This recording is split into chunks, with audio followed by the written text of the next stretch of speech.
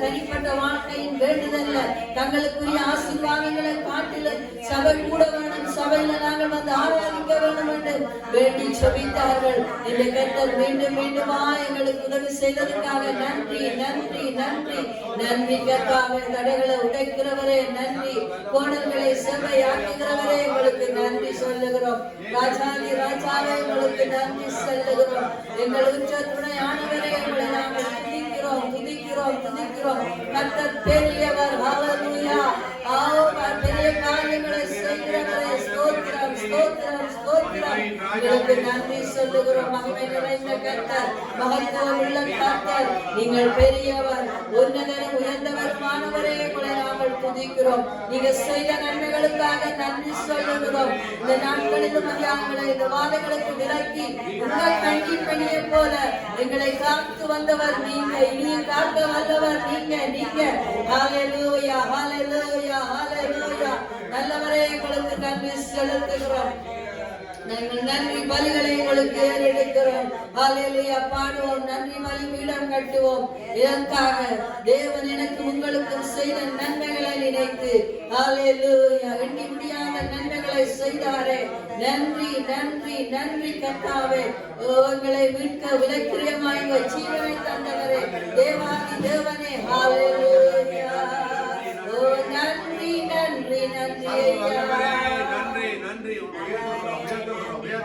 நன்றி பலிபீடம் கட்டுவோம், நல்ல தெய்வம் நன்மை செய்தார்.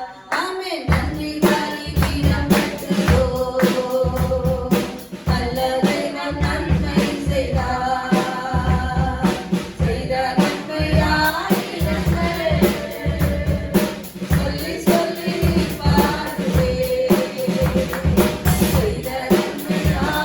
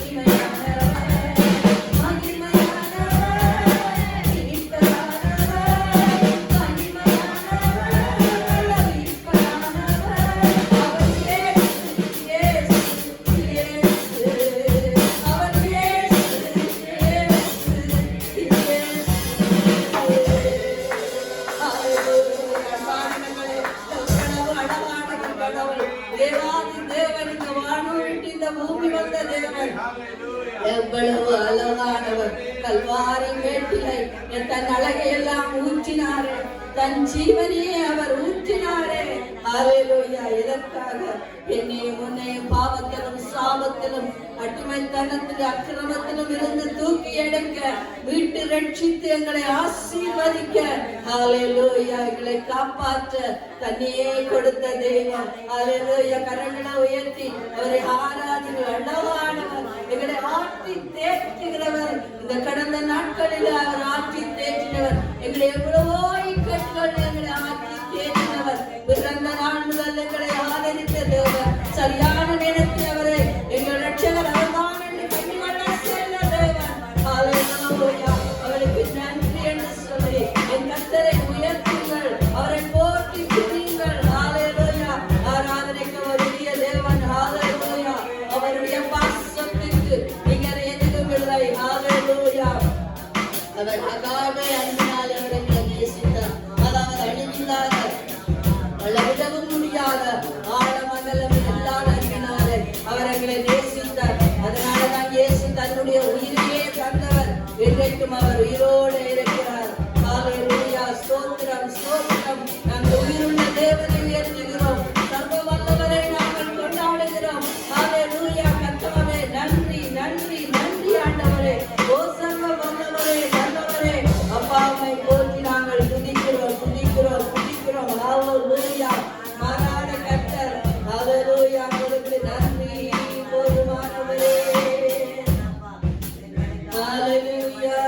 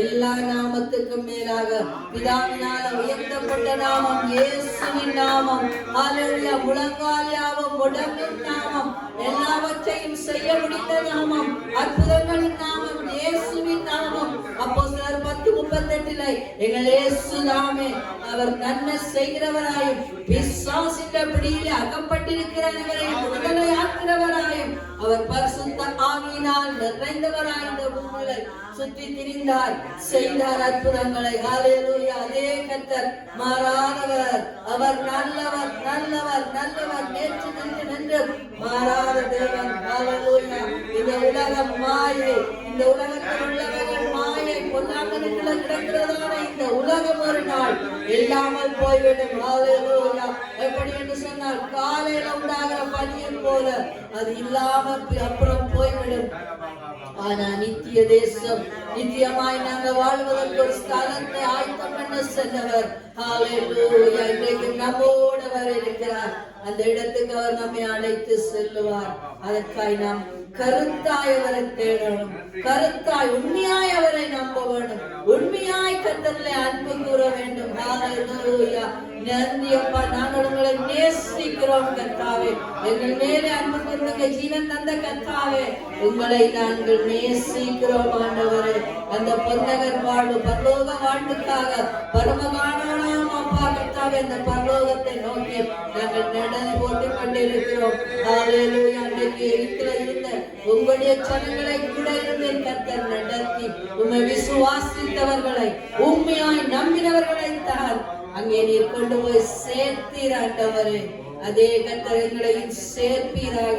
உண்மையாய் உங்களை விசுவாசித்து நாங்கள் வாழ அன்றைக்கு அதே பின்னையின் குமாரன் காலேபை போலவும், தேசத்தை பங்கிட்டு கொடுத்ததான நூனின் குமாரன் யோசுவாவை போலவும் ஐயா உம்மை நாங்கள் பின்பற்ற உதவி செய்யும். ஹalleluya. மோசேயின் தலைமையில உடைய ஜனங்களை நீர் அழைத்தீர். அக்கிரமத்துல பாவத்துல இருந்து உடைய ஆக்கிய கர்த்தராலே கொண்டு வந்தீர் ஆண்டவரே. ஹalleluya. ஆனாலும் ஆண்டவரே, அந்த மோசே ஆண்டவரே ஆலயத்துக்குள்ள போய் உம்முடைய மகிமையை கண்டு வரும் பொழுது, அந்த கூடாரத்துக்கு அவர் திரும்ப போய் விடும் பொழுது, அந்த யோசுவாவோ நூனின் குமாரன் யோசுவாவோ ஆண்டவரே உம்முடைய ஆலயத்தை விட்டு அப்பா விலகாமல் அங்கேயே காத்திருந்தார் ஆண்டவரே. மோசேயின் ஊழியக்காரராக இருந்தவரை நீர் உயர்த்தி நீரே தேசங்களை பங்கிட்டு அப்பா மக்களுக்கு கொடுக்கும் அப்பா ஒரு தலைவனாய் பின்னவர் அவரை மாற்றி நீரே. என்ற கர்த்தர் நீர் நல்லவர் நல்லவர் நல்லவர் ஆண்டவரே. எங்களையும் என்னை கர்த்தர் நீர் அப்படி நடத்தும், ஆசீர்வதியும் ஆண்டவரே. கர்த்தாவே, நாங்கள் ஓடுகிறது வீணாய் போகாதபடி ஆண்டவரே, முடிவு பரியந்த நிலை நிற்கிறவரே ரட்சிக்கப்படுவார் என்று சொன்னபடி கர்த்தராம் எங்களோடு கூட இருந்து நீங்க நடத்துங்க கர்த்தாவே. கர்த்தர் எங்களோடு விட்டு எடுபடாத நல்ல பங்கானவர் எங்களுக்காய் என் தேவனே, அழகானவர், அருமையானவர், இனிமையானவரே, உங்களே கல்வாரில் ஒப்பு கொடுத்த தேவன். நாங்கள் உங்களுக்கு எல்லா துதி கன மகிமை செலுத்தி கர்த்தாவே நாங்கள் உங்களை ஆராதிக்கிறோம். ஸ்தோத்திரம் ஸ்தோத்திரம் ஸ்தோத்திரம். ஆராதனை நாயகன் நீங்கள் தான் கர்த்தாவே. ஹalleluya. ஆராதனை நாயகன் நீரே, ஆராதனை வேதனும் நீரே, ஆராதனை நாயகன் நீரே, ஆராதனை வேதனும் நீரே. ஆயுள் முடியும்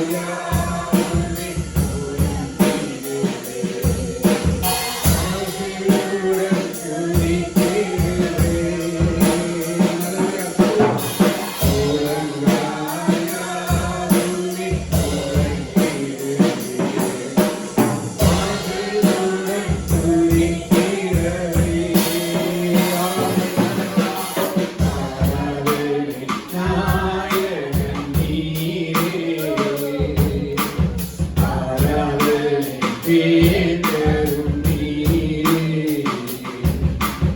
ஆராதனை நாயகன் நீரே இயேசுவே ஆராதனை பேதரும் நீரே ராஜாவின் நாங்கள் உயர்த்துகிறோம். நீ ஒருவரை துதிக்கு பாத்திரராய் இருக்கிற ஆராதனைக்கு நீ ஒருவராய் தகுதி உள்ளவர். துதிகளில வாசம் செய்கிறவராய் இருக்கிறபடினால் நாங்கள் உயர்த்துகிறோம். தொடர்ந்து உடைய இரக்கம் உடைய கிருபை எங்களை நடத்தும். இந்த நாளில் எங்களோட பேசும்படியா நாங்கள் செபிக்கிறோம் ஆண்டவர். உடைய ஜீவனுள்ள வார்த்தை எங்கள் நடைமுறை பேசப்படுவதாக எங்களோட பேசும். கர்த்தருடைய கரம் எங்களோட பொழுது நடத்தட்டு. பேசுகிற என்னையும் வார்த்தையை கேட்கிற ஒவ்வொரு பிள்ளைகளையும் நான் கர்த்தருடைய கருத்துல ஒப்புக்கொடு. எல்லா விதமான தடைகளையும் இயேசுவின் நாமத்தினால கட்டி நாங்கள் அப்புறப்படுத்துகிறோம்.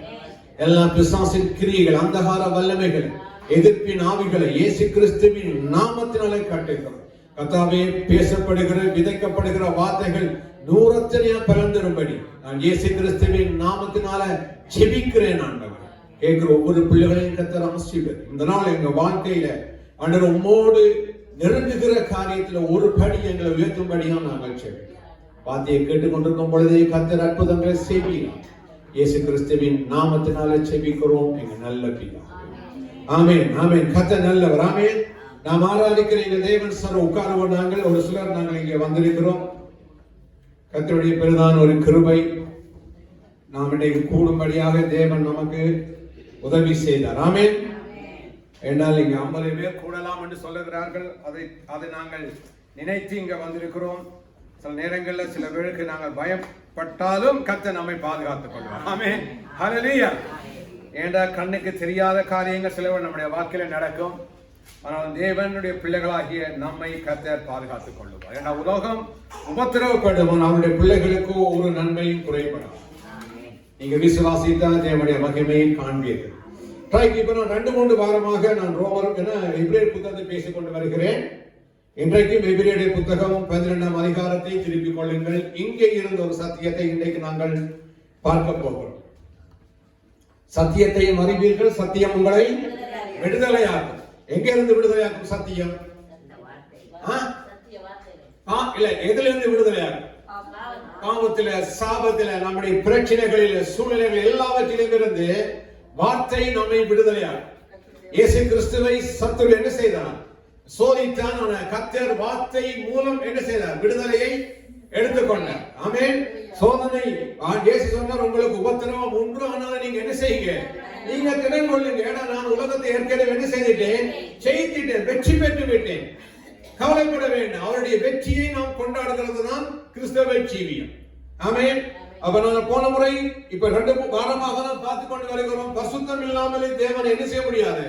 தரிசிக்கவே முடியாது. எல்லா செய்தி எப்படி வாழ்ந்து நாம் தேவனுடைய முகத்தை பார்க்கலாம் என்று சொல்ல முடியும். நான் போன வாரம் ஒரு சகோதரி என் மனைவிக்கு டெலிபோன் எடுத்து அவ கலைத்து கொண்டு வந்தார். அப்ப அவ சில காரியங்களை கலைத்து ஒரு காரியத்தை சொன்னா, பாவம் செய்துட்டு ஒரு சபை விசுவாசி தான், பாவம் செய்துவிட்டு எப்படி நான் இயேசுவின் முகத்தை பார்ப்பேன்? இது அம்மா மனைவியும் அவாவும் கலைத்த கதை. அப்ப இடையில எனக்கு அது சத்தம் கேட்குது. அவ சொல்லுகிறா, சிஸ்டர், இந்த உலகத்துல நான் தவறு செய்து எப்படி நாளைக்கு நான் என்ன செய்ய போகிறேன்? இயேசுவின் முகத்தை எப்படி பார்க்கிறது? அல்லேலூயா. ஏண்டால் இயேசுவின் முகத்தை எது மறைக்கும் என்று சொன்னால் பாவம் தான். தேவன் பாவியை நேசிக்கிறார், பாவத்தை வெறுக்கிறார். அல்லேலூயா. அவர் நம்மை நேசித்ததுனால பாவத்தில் இருக்கும் பொழுது எங்களுக்காக அவர் அடிக்கப்பட்டு நொறுக்கப்பட்டு ரத்தம் சிந்தி என்னை பாவத்திலிருந்து விடுதலை ஆக்கினார். விடுதலை ஆக்கினவர் தொடர்ந்து பாவம் செய்வதற்காக அல்ல, பரிசுத்தமாய் வாழும்படியாக, பரிசுத்தமாய் வாழ்ந்து முடிவு பரியந்த நிலைத்திருந்து அவருடைய சந்திக்க போகிறதுதான் பெரிதான காரியம். அல்லேலூயா. அப்ப நான் எத்தனை வருஷம் வாழுகிறோம் என்கிறதல்ல, நாம் வாழுகிற நாட்களில மிக அவதானமாய் கவனமாய் வாழ வேண்டும் என்கிறது வேதம் நமக்கு சொல்லுகிறது. நான் இந்த வேதத்தை ஆராய்ந்து பார்த்திருக்கிறேன். எங்கேயாவது பாவம் செய்வதற்கு என்ன செய்யவில்லை, வேதம் அனுமதி கொடுக்கவே இல்லை. சில பேர் ரோமர்ல இருக்கிறத வசனம் கொண்டே சொல்லுகிறார்கள். என்ன வசனம்? கிருபை. ரோமர் 6ஆம் அதிகாரம் 5ஆம் அதிகாரத்தின் கடைசியில் அந்த வசனத்தை வாசியுங்கள். பாவம் பெருகிற இடத்திலே கிருபை பெருகும். வாசிங்க அந்த வசனத்தை. வாசி, நம்ம இதை வர போகிறோம். வாசிங்க வாசிங்க. ரோமருடைய புத்தகம் 6வது அதிகாரம் 5:20 வாசியுங்கள். ஆகையால் என்ன சொல்லுவோம்? இல்ல 5ஆம் அதிகாரம் 19 பாருங்க. மனுஷனுடைய கீழ்ப்படியாமையினால் அநேகர் பாவிகளாக்கப்பட்டது போல ஒருவருடைய கீழ்ப்படிதலினாலே அநேகர் நீதிமான்களாக்கப்படுவார்கள். அப்ப யார் அந்த ஒரு மனிதனுடைய கீழ்ப்படியாமை? ஆதாமுடைய கீழ்ப்படியாமை. ஆதாமுக்கு தேவன் சொன்னார் எல்லாவற்றையும் நீ ஆண்டுகொள், அனுபவி. ஆனால் இந்த கனியினுடைய பழத்தை நீ என்றைக்கு சாப்பிடுகிறாயோ அன்றைக்கு சாபம் வரும், அன்றைக்கு பாவம் வரும். இல்லாட்டி நீ என்ன செய்வாய்? மரித்து போவாய். அன்றைக்கு தான் இந்த உலகத்துக்கு என்ன வரும்? பாவம் வரும். பாவம் என்ன? மரணத்தை கொண்டு வரும். எல்லாம் புரிந்து கொள்ளுங்க. அப்ப இயேசு கர்த்தர் ஆதாமுக்கு ஒரு மனிதனுடைய கீழ்ப்படியாமையினாலே அநேகர் என்ன செய்கிறார்கள்? பாவிகளாக்கப்பட்டார். அதுக்கு பின்பதாக ஆதாமிலிருந்து வந்த அத்தனை பேரையும் பாவம் ஆட்கொண்டது. ஒருவரும் சொல்ல நீதிமான் சொல்ல முடியாத அளவு எல்லார் மேலும் பாவம் விழுந்தது. இந்த மரணம் வரும் என்று சொன்ன அந்த வார்த்தை அன்றைக்கு தான் வேலை செய்ய ஆரம்பித்தது. ஆனா ஒரு மனிதனுடைய கீழ்ப்படிதலினாலே அநேகர் என்ன செய்கிறார்கள்? நீதிமான்கள் ஆகிறார்கள். ஆரம்ப ஒரு மனிதன் இயேசுவாகிய கர்த்தராகிய இயேசு கிறிஸ்து மனிதனாய் பூமியில வாழ்ந்தார், பாவம் இல்லாமல் வாழ்ந்தார். அதான் சொல்லப்பட்ட பசுத்தமான ரத்தத்தை அவர் சிந்தினார். அவர் ரத்தத்துல என்ன இல்ல? பாவம் கிடையாது. அவருடைய சரீரத்துல எந்த விதத்திலும் இயேசு பாவம் செய்யாமல் வாழ்ந்தார். வேற சொல்லுகிறது, உங்களை யாராவது சொல்ல முடியுமா நான் பாவி என்று சொல்லி? யாரும் ஒருவராவது இயேசு கிறிஸ்துவை என்ன செய்ய முடியவில்லை? கை நீட்டி குற்றப்படுத்த முடியவில்லை. அநேக காரியங்களை குற்றப்படுத்தும்படியாக முன் வந்தார்கள். ஆனால் இயேசுவிடத்தில் என்ன செய்ய முடியவில்லை? குற்றப்படுத்த முடியவில்லை. ஒரு முறை அவர்கிட்ட ஒரு காசை கொண்டு வந்து கேட்டார்கள், இதை வரி செலுத்துவது என்ன சொல்லுகிறது சரியா? இயேசு காசை வாங்கி அதுல உள்ள காரியங்களை வைத்து சத்தியம் சொல்லி அனுப்பிவிட்டார். ஒரு முறை கையும் களவுமாக விபச்சாரத்தில் பிடிக்கப்பட்ட ஒரு பெண்ணை இயேசுவண்டை கொண்டு வந்தார்கள். என்ன சொல்லுகிறீர்கள்? மோசேயின் நியாயப்பிரமாணம் சொல்கிறார் கல்லறிய வேண்டும் என்று. உண்மைதான். நீர் என்ன சொல்லுகிறீர்கள்? இயேசு அழகான ஒரு சத்தியத்தை சொல்லி, உங்களிலே பாவம் செய்யாதவன் எவனோ அவன் அவர்கள் முதல் கல்லெறிய கடவுள் என்று சொல்லி சத்தியத்தை சொல்லி அனுப்பிவிட்டார். அப்ப ஒரு மனிதன் இயேசு பிதாவுக்கு கீழ்ப்படிந்து அவர் போய் சிலுவையில மரித்து உயிர்த்தெழுந்ததுனால அநேகர் என்ன செய்யப்படுகிறார்கள்? நீதிமான் தெரியுமா? பரிசுத்தவான்களாய் மாறுகிறார்கள். நானும் நீங்களும் தெரியுமா? இயேசுவின் மரணத்தினால, இயேசுவின் ரத்தத்தினால கழுவப்பட்டதுனால நானும் நீங்களும் நீதிமான், பரிசுத்தவான். நானும் நீங்களும் என்ன செய்ய போகிறோம்? தேவனை சந்திக்க போகிறோம் என்கிறதை புரிந்து கொள்ளுங்க. பாவி பரலோகத்தின் வாசலுக்கே போகிறோம். அதான் ஏன் வேற சொல்லுகிறது? என்ன சொல்றது? என்ன வசனம்?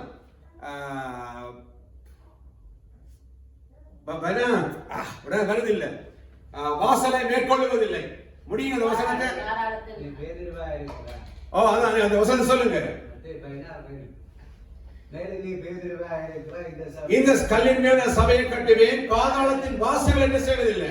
மேற்கொள்ளுவதில்லை. பாவம் அடங்கி சாத்தானுடைய வாசல்கள், பிசாசுடைய கிரியைகள் தேவனுடைய ராஜ்யத்தில் பிரவேசிக்க முடியாது. வாசிங்க ரோமர் தொடர்ந்து 20 வாசிங்க.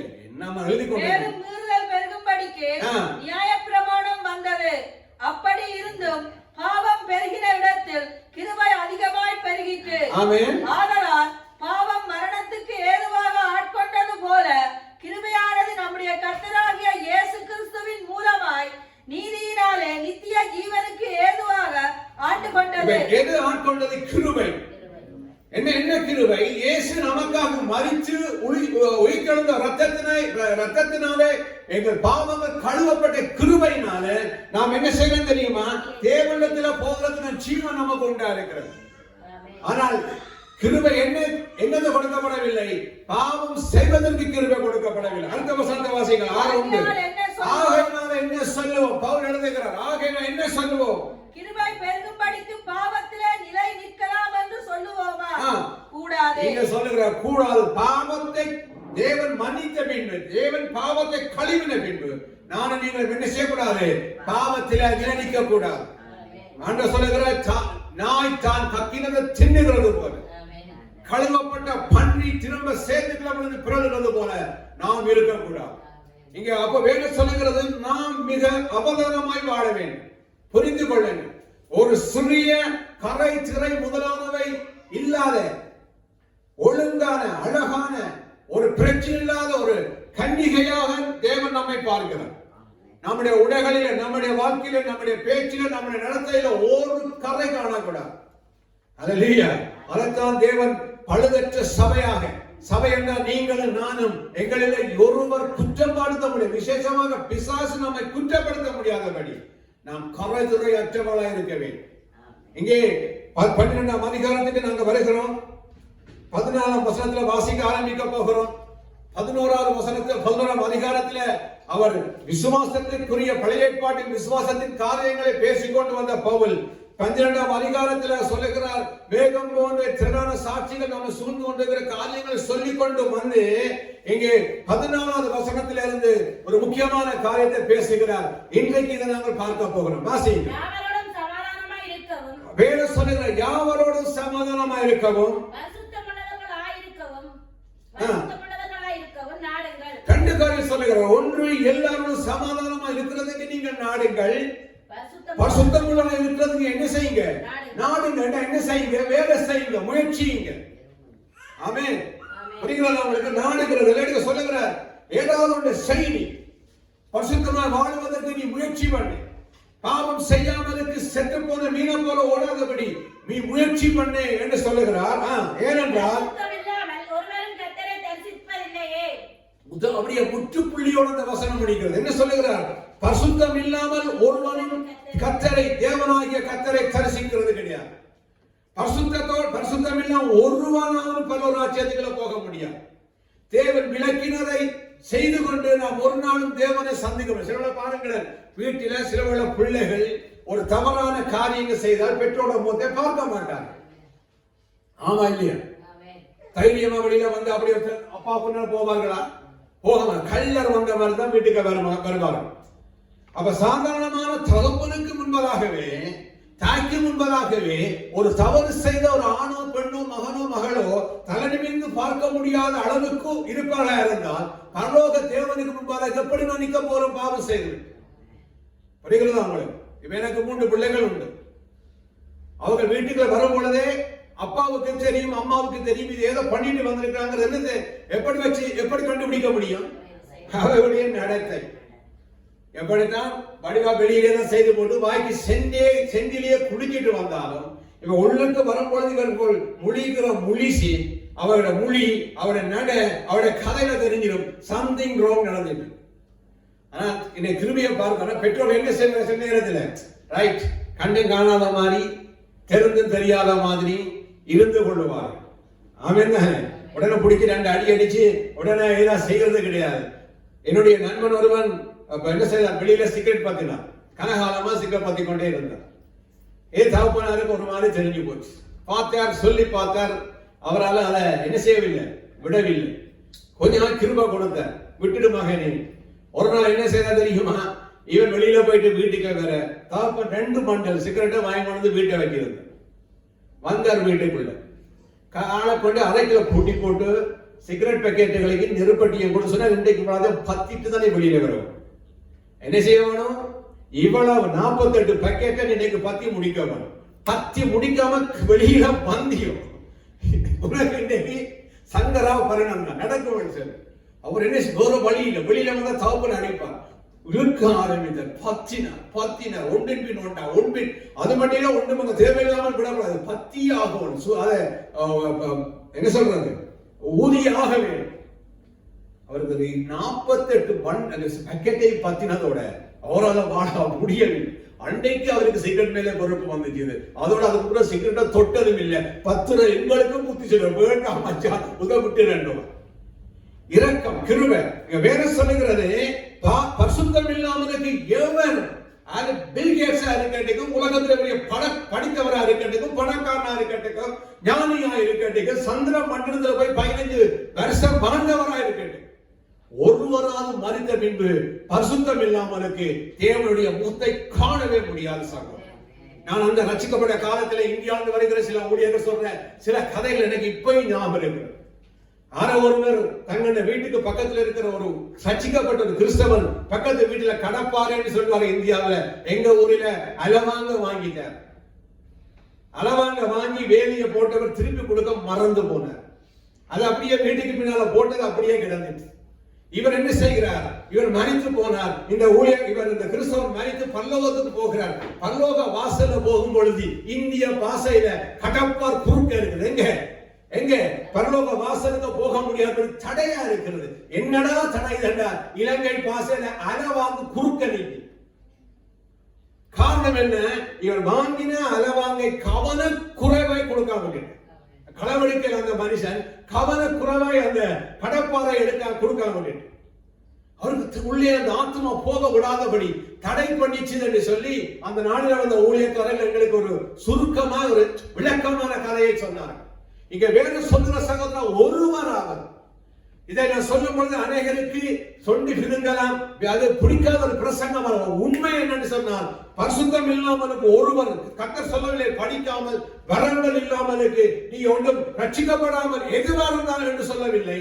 பரிசுத்தம் இல்லாத ஒரு குவாலிஃபிகேஷன் இல்லாமல் எந்த எவருமா இருந்தாலும், அவர் எத்தனை வருஷம் ஊழியம் செய்திருக்கலாம், பெரிய ஆத்துமாக்கள் நடத்தி இருக்கலாம், அவர் கையினால் அற்புத அடையாளங்கள் செய்யப்பட்டிருக்கலாம், பெரிய பெரிய பில்டிங்களை கட்டி இருக்கலாம், இல்லாட்டி பல கோடி கணக்கான பணத்துக்கு வரி செலுத்தி அவனுக்கு ஒதுக்கி வைத்திருக்கலாம். எப்படி இருந்தால் வேற சொல்லுகிறது, தேவனை சந்திக்க முடியாது. நாம் உண்மையாகவே உலகத்தில் நம்மை போன்ற ஒரு அறிவு கட்ட மக்கள் உலகத்தில் கிடையாது. அது ரட்சிக்கப்பட்ட பின்பு கிறிஸ்தவர்கள் ஆகலும் சிலர்கள் ஒருவருடைய புலை தெரிந்த பின்பும் நாங்கள் அவர்களை என்ன செய்கிறோம்? பல புலை செய்வதற்கு தூக்கி விடுகிறோம். அல்லேலூயா. விளங்குதா உங்களுக்கு? எத்தனை பேர் ஒருவரை நான் பார்த்தேன் ஒரு வீடியோவில். பாருங்க, லண்டன்ல ஊழியம் செய்து போட்டு கடையில கத்தி எடுத்து கலைக்க விட்டுட்டு ஓடினது. ஆட்டு மண்டா சும்மா அப்படி என்ன ரஜினிகாந்த் இப்படி என்ன அப்படி என்ன சூத்திரம் சாயந்தரம் இது எனக்கு ரத்தம் கொதிக்குது. நல்லா புரிந்து கொள்ளுங்க சகோதரன், நீ என்ன செய்தியோ செய்யலையோ வேதம் சொல்லுகிறது, நீங்கள் இந்த உலகத்தில் எந்த விதமான பெரிய காரியம் செய்தாலும் கர்த்தர் பரலோகத்துக்கு போகும் பொழுது கேட்க போற ஒரு கேள்வி என்ன தெரியுமா? உண்மையும் உத்தமம் உள்ள மனுஷன் ஊழியக்காரனே உள்ளே. இங்க சொல்லுகிற பவுலிங்க எபிரேயரை பவுல் எழுதினார்.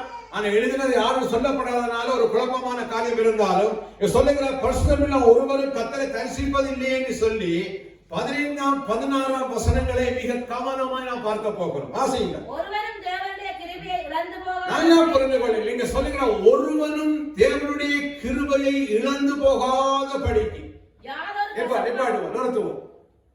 வேறு சொல்லுகிறது, ஒருவராவது யாராவது தேவன் நமக்கு கொடுத்த தயவை கிருபையை இல்லாவிட்டால் அன்பை நமக்கு கொடுத்ததான ஒரு என்ன சொல்லலாம், கொடுத்ததான ஒரு இரக்கத்தை என்ன செய்யக்கூடாது?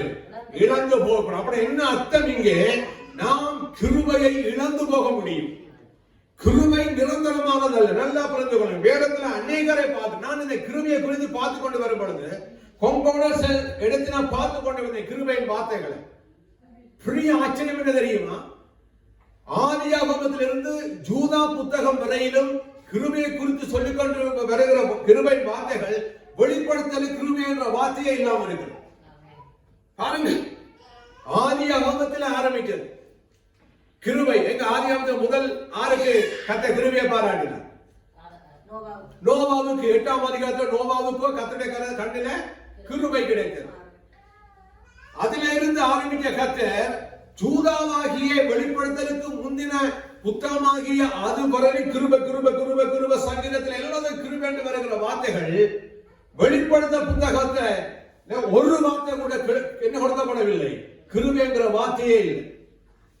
ஆனா அதுக்கு பதில் நான் யோசிச்சு கொண்டே 2-3 நாள் யோசிக்கும் பொழுதுதான் யோசிச்சேன். அங்கே கிருபை எடுக்கப்படும் என்பதை குறித்து இன்டைரக்டா கர்த்தர் பேசுகிறார். எங்க 7 சபைகளுக்கு சொல்லும் பொழுது என்ன சொல்லுகிறார்? அவர் வாந்தி பண்ணி போடுவேன், ஏன்னா கிருபை எடுத்து போடுவேன். அந்த விளக்கை நான் என்ன செய்து போடுவேன்? முறிஞ்சு போடுவேன். கிருபை இல்லாம போய்விடும். ஒவ்வொரு சபைகளும் கொடுக்கிற தண்டனை என்னதென்றால் தேவன் அவளுக்கு கொடுத்ததான இரக்கத்தை எடுத்து போடும். இந்த வேதத்தில் அநேகர் கிருபையை இழந்து போனவர்கள். இன்றைக்கும் அநேக கிறிஸ்தவர்கள், அநேக ஊழியர்கள் கிருபையை இழந்தவர்களாக ஊழியர் செய்து கொண்டிருக்கிறார்கள் என்கிறது நான் என் கண்கூடாக பார்க்கிறேன். சில காரியம் எப்படி உங்களுக்கு தெரியும் என்று கேட்கிறீங்களா? வேதம் என்ன சொல்லுகிறது? இன்றைக்கு இந்த வேதத்தில் எத்தனை பெரிய காரியங்களை நாம் அறிகிறது போல எனக்கு முன்பாக இருக்கிற அநேகருடைய காரியங்களை என்ன செய்ய முடியும்? என்ன செய்ய முடியும்? அறிந்து கொள்ள முடியும்.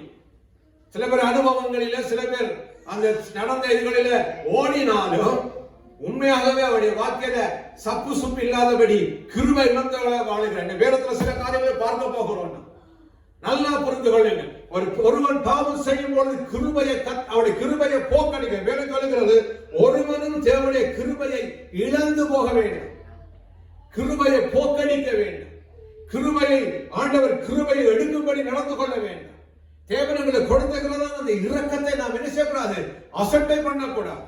கிருபையை ஒரு நாள் கத்த இழந்து போக பண்ணுங்க. வேதம் சொல்லுகிறது, சவுலை குறித்து சொல்லும் பொழுது கத்தர் வேதம் சொல்லுகிறது, தாவீதுக்கு தேவன் என்ன சொல்லுகிறார்? அந்த ஆலயத்தை கட்டணும் என்று சொன்ன கர்த்தர் நாத்தானை அனுப்பி தேவன் தாவீதுக்கு செய்ய போகிற சில காரியங்களை வெளிப்படுத்துகிறார்.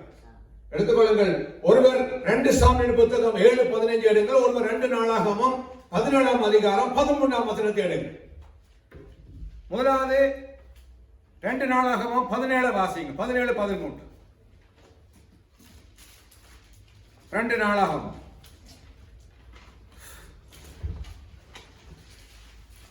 17ஆம் அதிகாரம். ஹெட்போன் போட்டதான் நல்லா இருக்கு. யூதாவின் பட்டணங்களில் 17ஆம் அதிகாரம்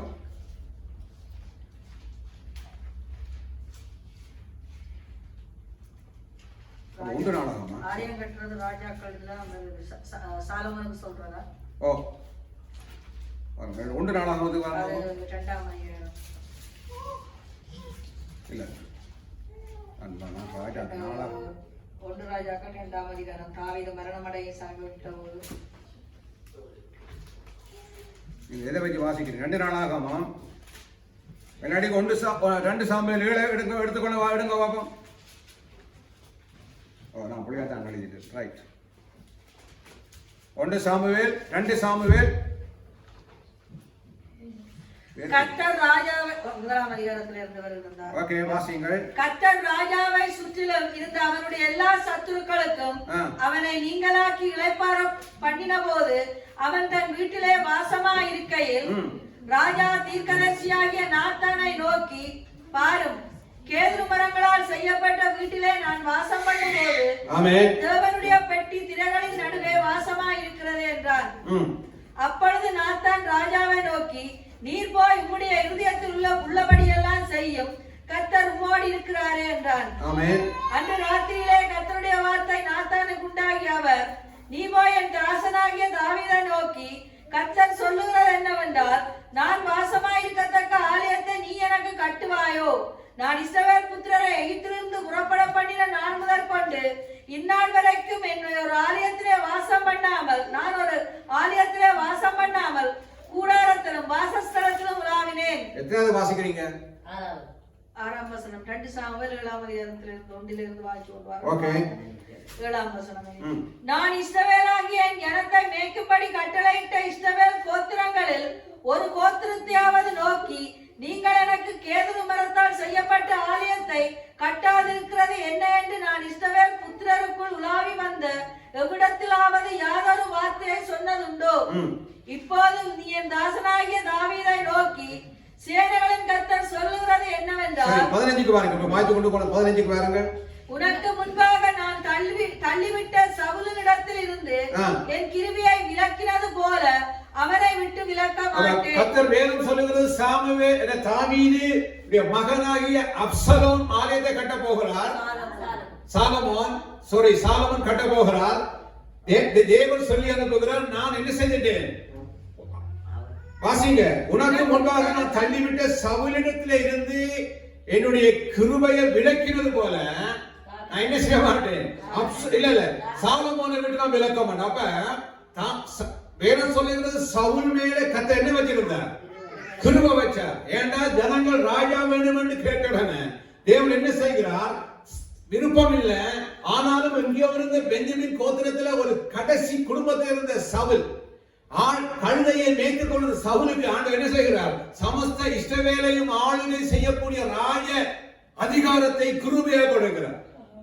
ஆனா சவுல் ராஜ்யபாரம் பண்ணி ஒரு வருஷத்துல என்ன செய்கிறார்? அவர் வேற சொல்லுகிறது, தாவீதை பார்த்து கோபம் பண்ணினான், எரிச்சல் அடைஞ்சான். தாவீது இங்க இருந்தா நல்லது இல்லை என்று அவன் தன் உள்ளத்திலே யோசிக்க ஆரம்பித்தான். வேற சொல்லுகிறது, அவன் கர்த்தருக்கு கீழ்ப்படியவில்லை. தேவன் சொன்ன வேலையை சவுல் செய்யாவிட்டதுனால இங்கே ஆண்டவர் சொல்லுகிறார், நான் சவுல்கிட்ட இருந்த கிருபை என்ன செய்தேன்? விலக்கி விட்டேன். அப்படித்தானே வாசிங்க, விலக்கினது போல.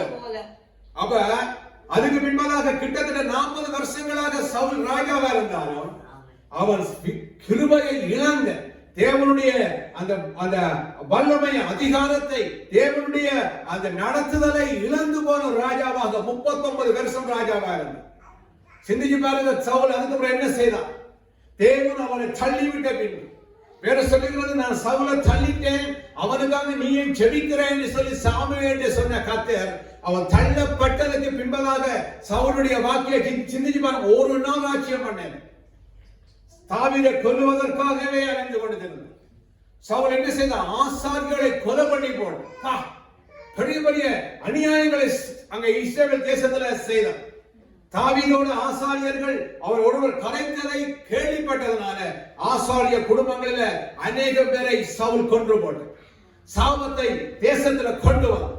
அதனால ஒரு காலத்துல மழை இல்லாமல் பஞ்சத்தில் இருந்ததுன்னு சொல்லி வேதம் சொல்லுகிறது. வேதம் சொல்லுகிறது, சவுல் மேல இருந்த அந்த கிருபையை கர்த்தர் என்ன செய்தாரா? விலக்கி போட்டார். சகோதரர் நல்லா புரிந்து கொள்ளுங்க. அதுக்கு பின்பதாக சவுல் கிட்டத்தட்ட 38-39 வருஷம் அவர் வேலை செய்திருந்தார். ராஜாவா இருந்தாலும் கிருபை இல்லாத, தேவனுடைய நடத்துதல் இல்லாத, கர்த்தருடைய பிரசன்னம் இல்லாத, கர்த்தருடைய கரம் இல்லாத ஒரு ராஜாவாகவே 30 வருஷங்களுக்கு மேல, 35 வருஷங்களுக்கு மேல ராஜாவா இருந்து கடைசி நேரத்தில் சிந்திச்சு பாருங்க, போய் தான் கலைத்து விட்ட சூனியக்காரி இடத்துல போய் அங்க போய் குறி கேட்டு மறித்து போன சாமுவேலை எழுப்பி என்ன செய்கிறது என்று கேட்டு கர்த்தரிடத்தை விசாரிக்கிறான். கிருபை இழந்த பின்பதாக கர்த்தர் ஒன்றினாலே உனக்கு என்ன கொடுக்கவில்லை, சொற்பனங்களினாலும் வேற எந்த விதத்தினால சவுலோட கர்த்தர் பேசாமலே விட்டுவிட்டார். ஒன்றுமே இல்லை. கடைசியில தன்னுடைய ஈட்டியை தன்மேல குத்தி ஈட்டியை நட்டு கொண்டு அதன் மேல விழுந்து தற்கொலை செய்து தன்னை மாய்த்து கொண்டார். கிருபை இழந்து போனார் சகோதரர். இங்க வேற சில கர்த்தர் அவர் மேல கிருபையை விட்டு அவருடைய கிருபையை விலக்கி போட்டார். தேவ ஜனமே, நாம் என்னவா இருந்தாலும் எப்படியா இருந்தாலும் தேவனுடைய கிருபை, தேவனுடைய தயவு நம்மை நடத்தும்படி, தேவனுடைய கரம் நம்மை நடத்தும்படி மிக அவதானமா நாம் வாழ்வது மிக மிக மிக முக்கியம் சகோதரர். எனக்கு அநேக நினைக்கிறார்கள், எப்படியாவது வாழ்ந்து பல்லதுக்கு நோ நோ நோ நோ.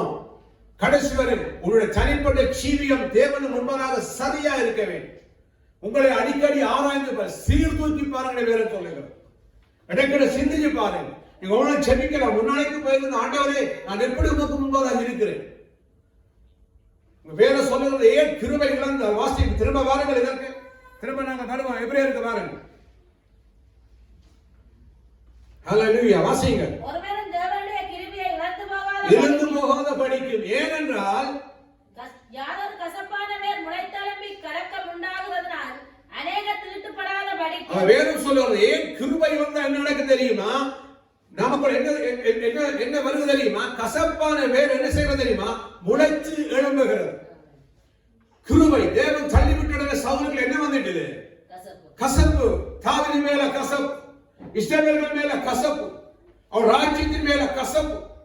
தன் மகனை பார்த்தே பேசுகிறான், டேய் நீ என்ன அவன் தாயை, அவருடைய அம்மாவை, இவருடைய மனைவிக்கு தேவையில்லாத ஒரு வார்த்தையை குறித்து ஜோனாத்தானை பேசுகிற கசப்பு. அவன் உயிரோடு இருக்கும் வரையும் இந்த ராஜ்யம் நிக்காதுங்கிற ஒரு பெரிய ஒரு ஏமாற்றம் அவனுக்கு.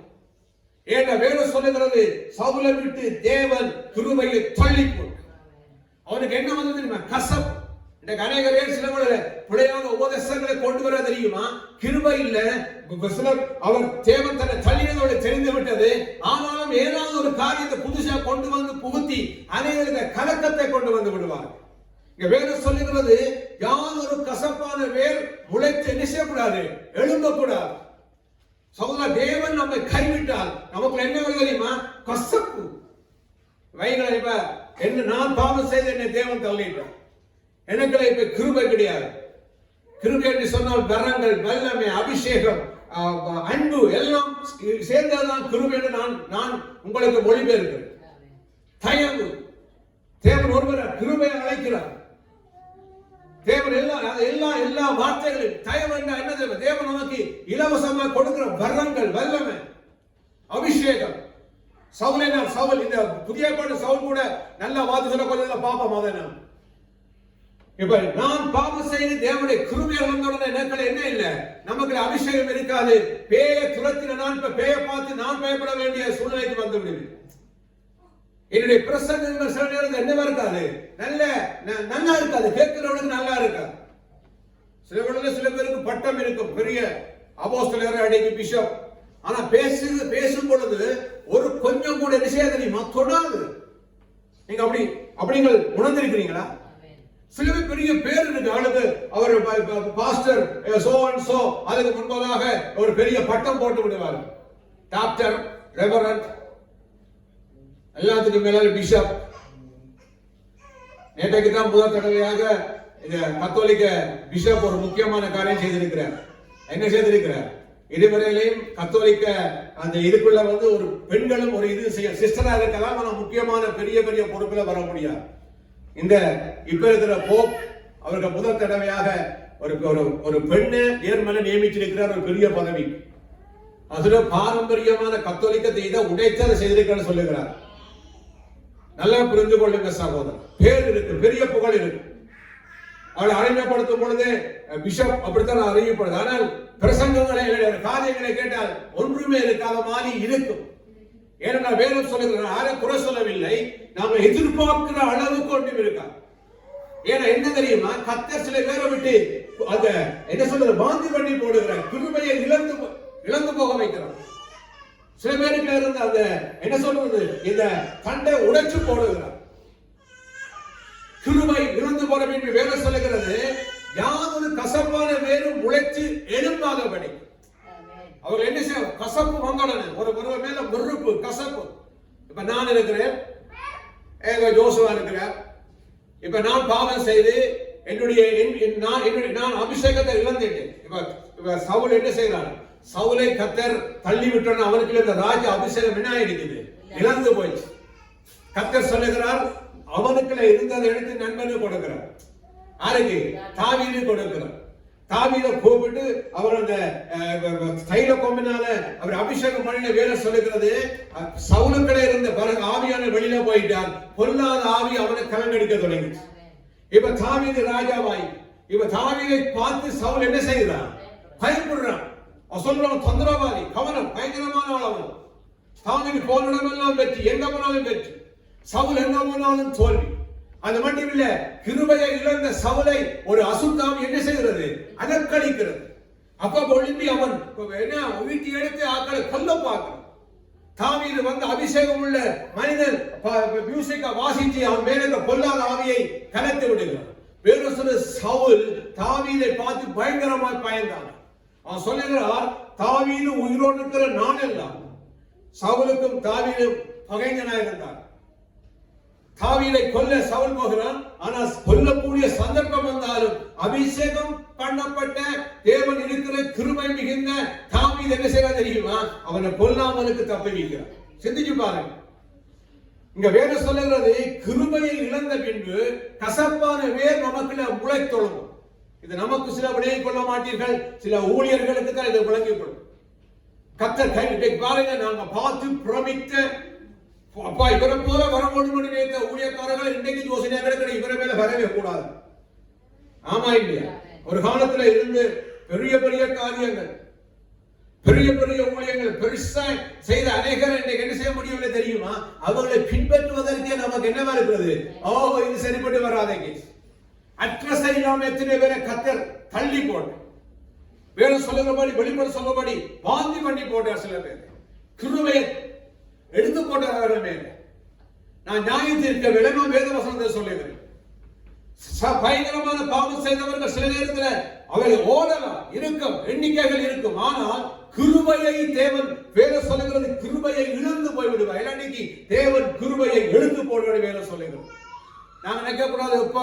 எப்ப என்ன சிம்சோனை எடுத்துக்கொள்ளுங்க. சிம்சோனை கர்த்தர் என்ன செய்தார்? எப்படி தேவன் சிம்சோனை அழைத்தார்? எப்படி அழைத்தார்?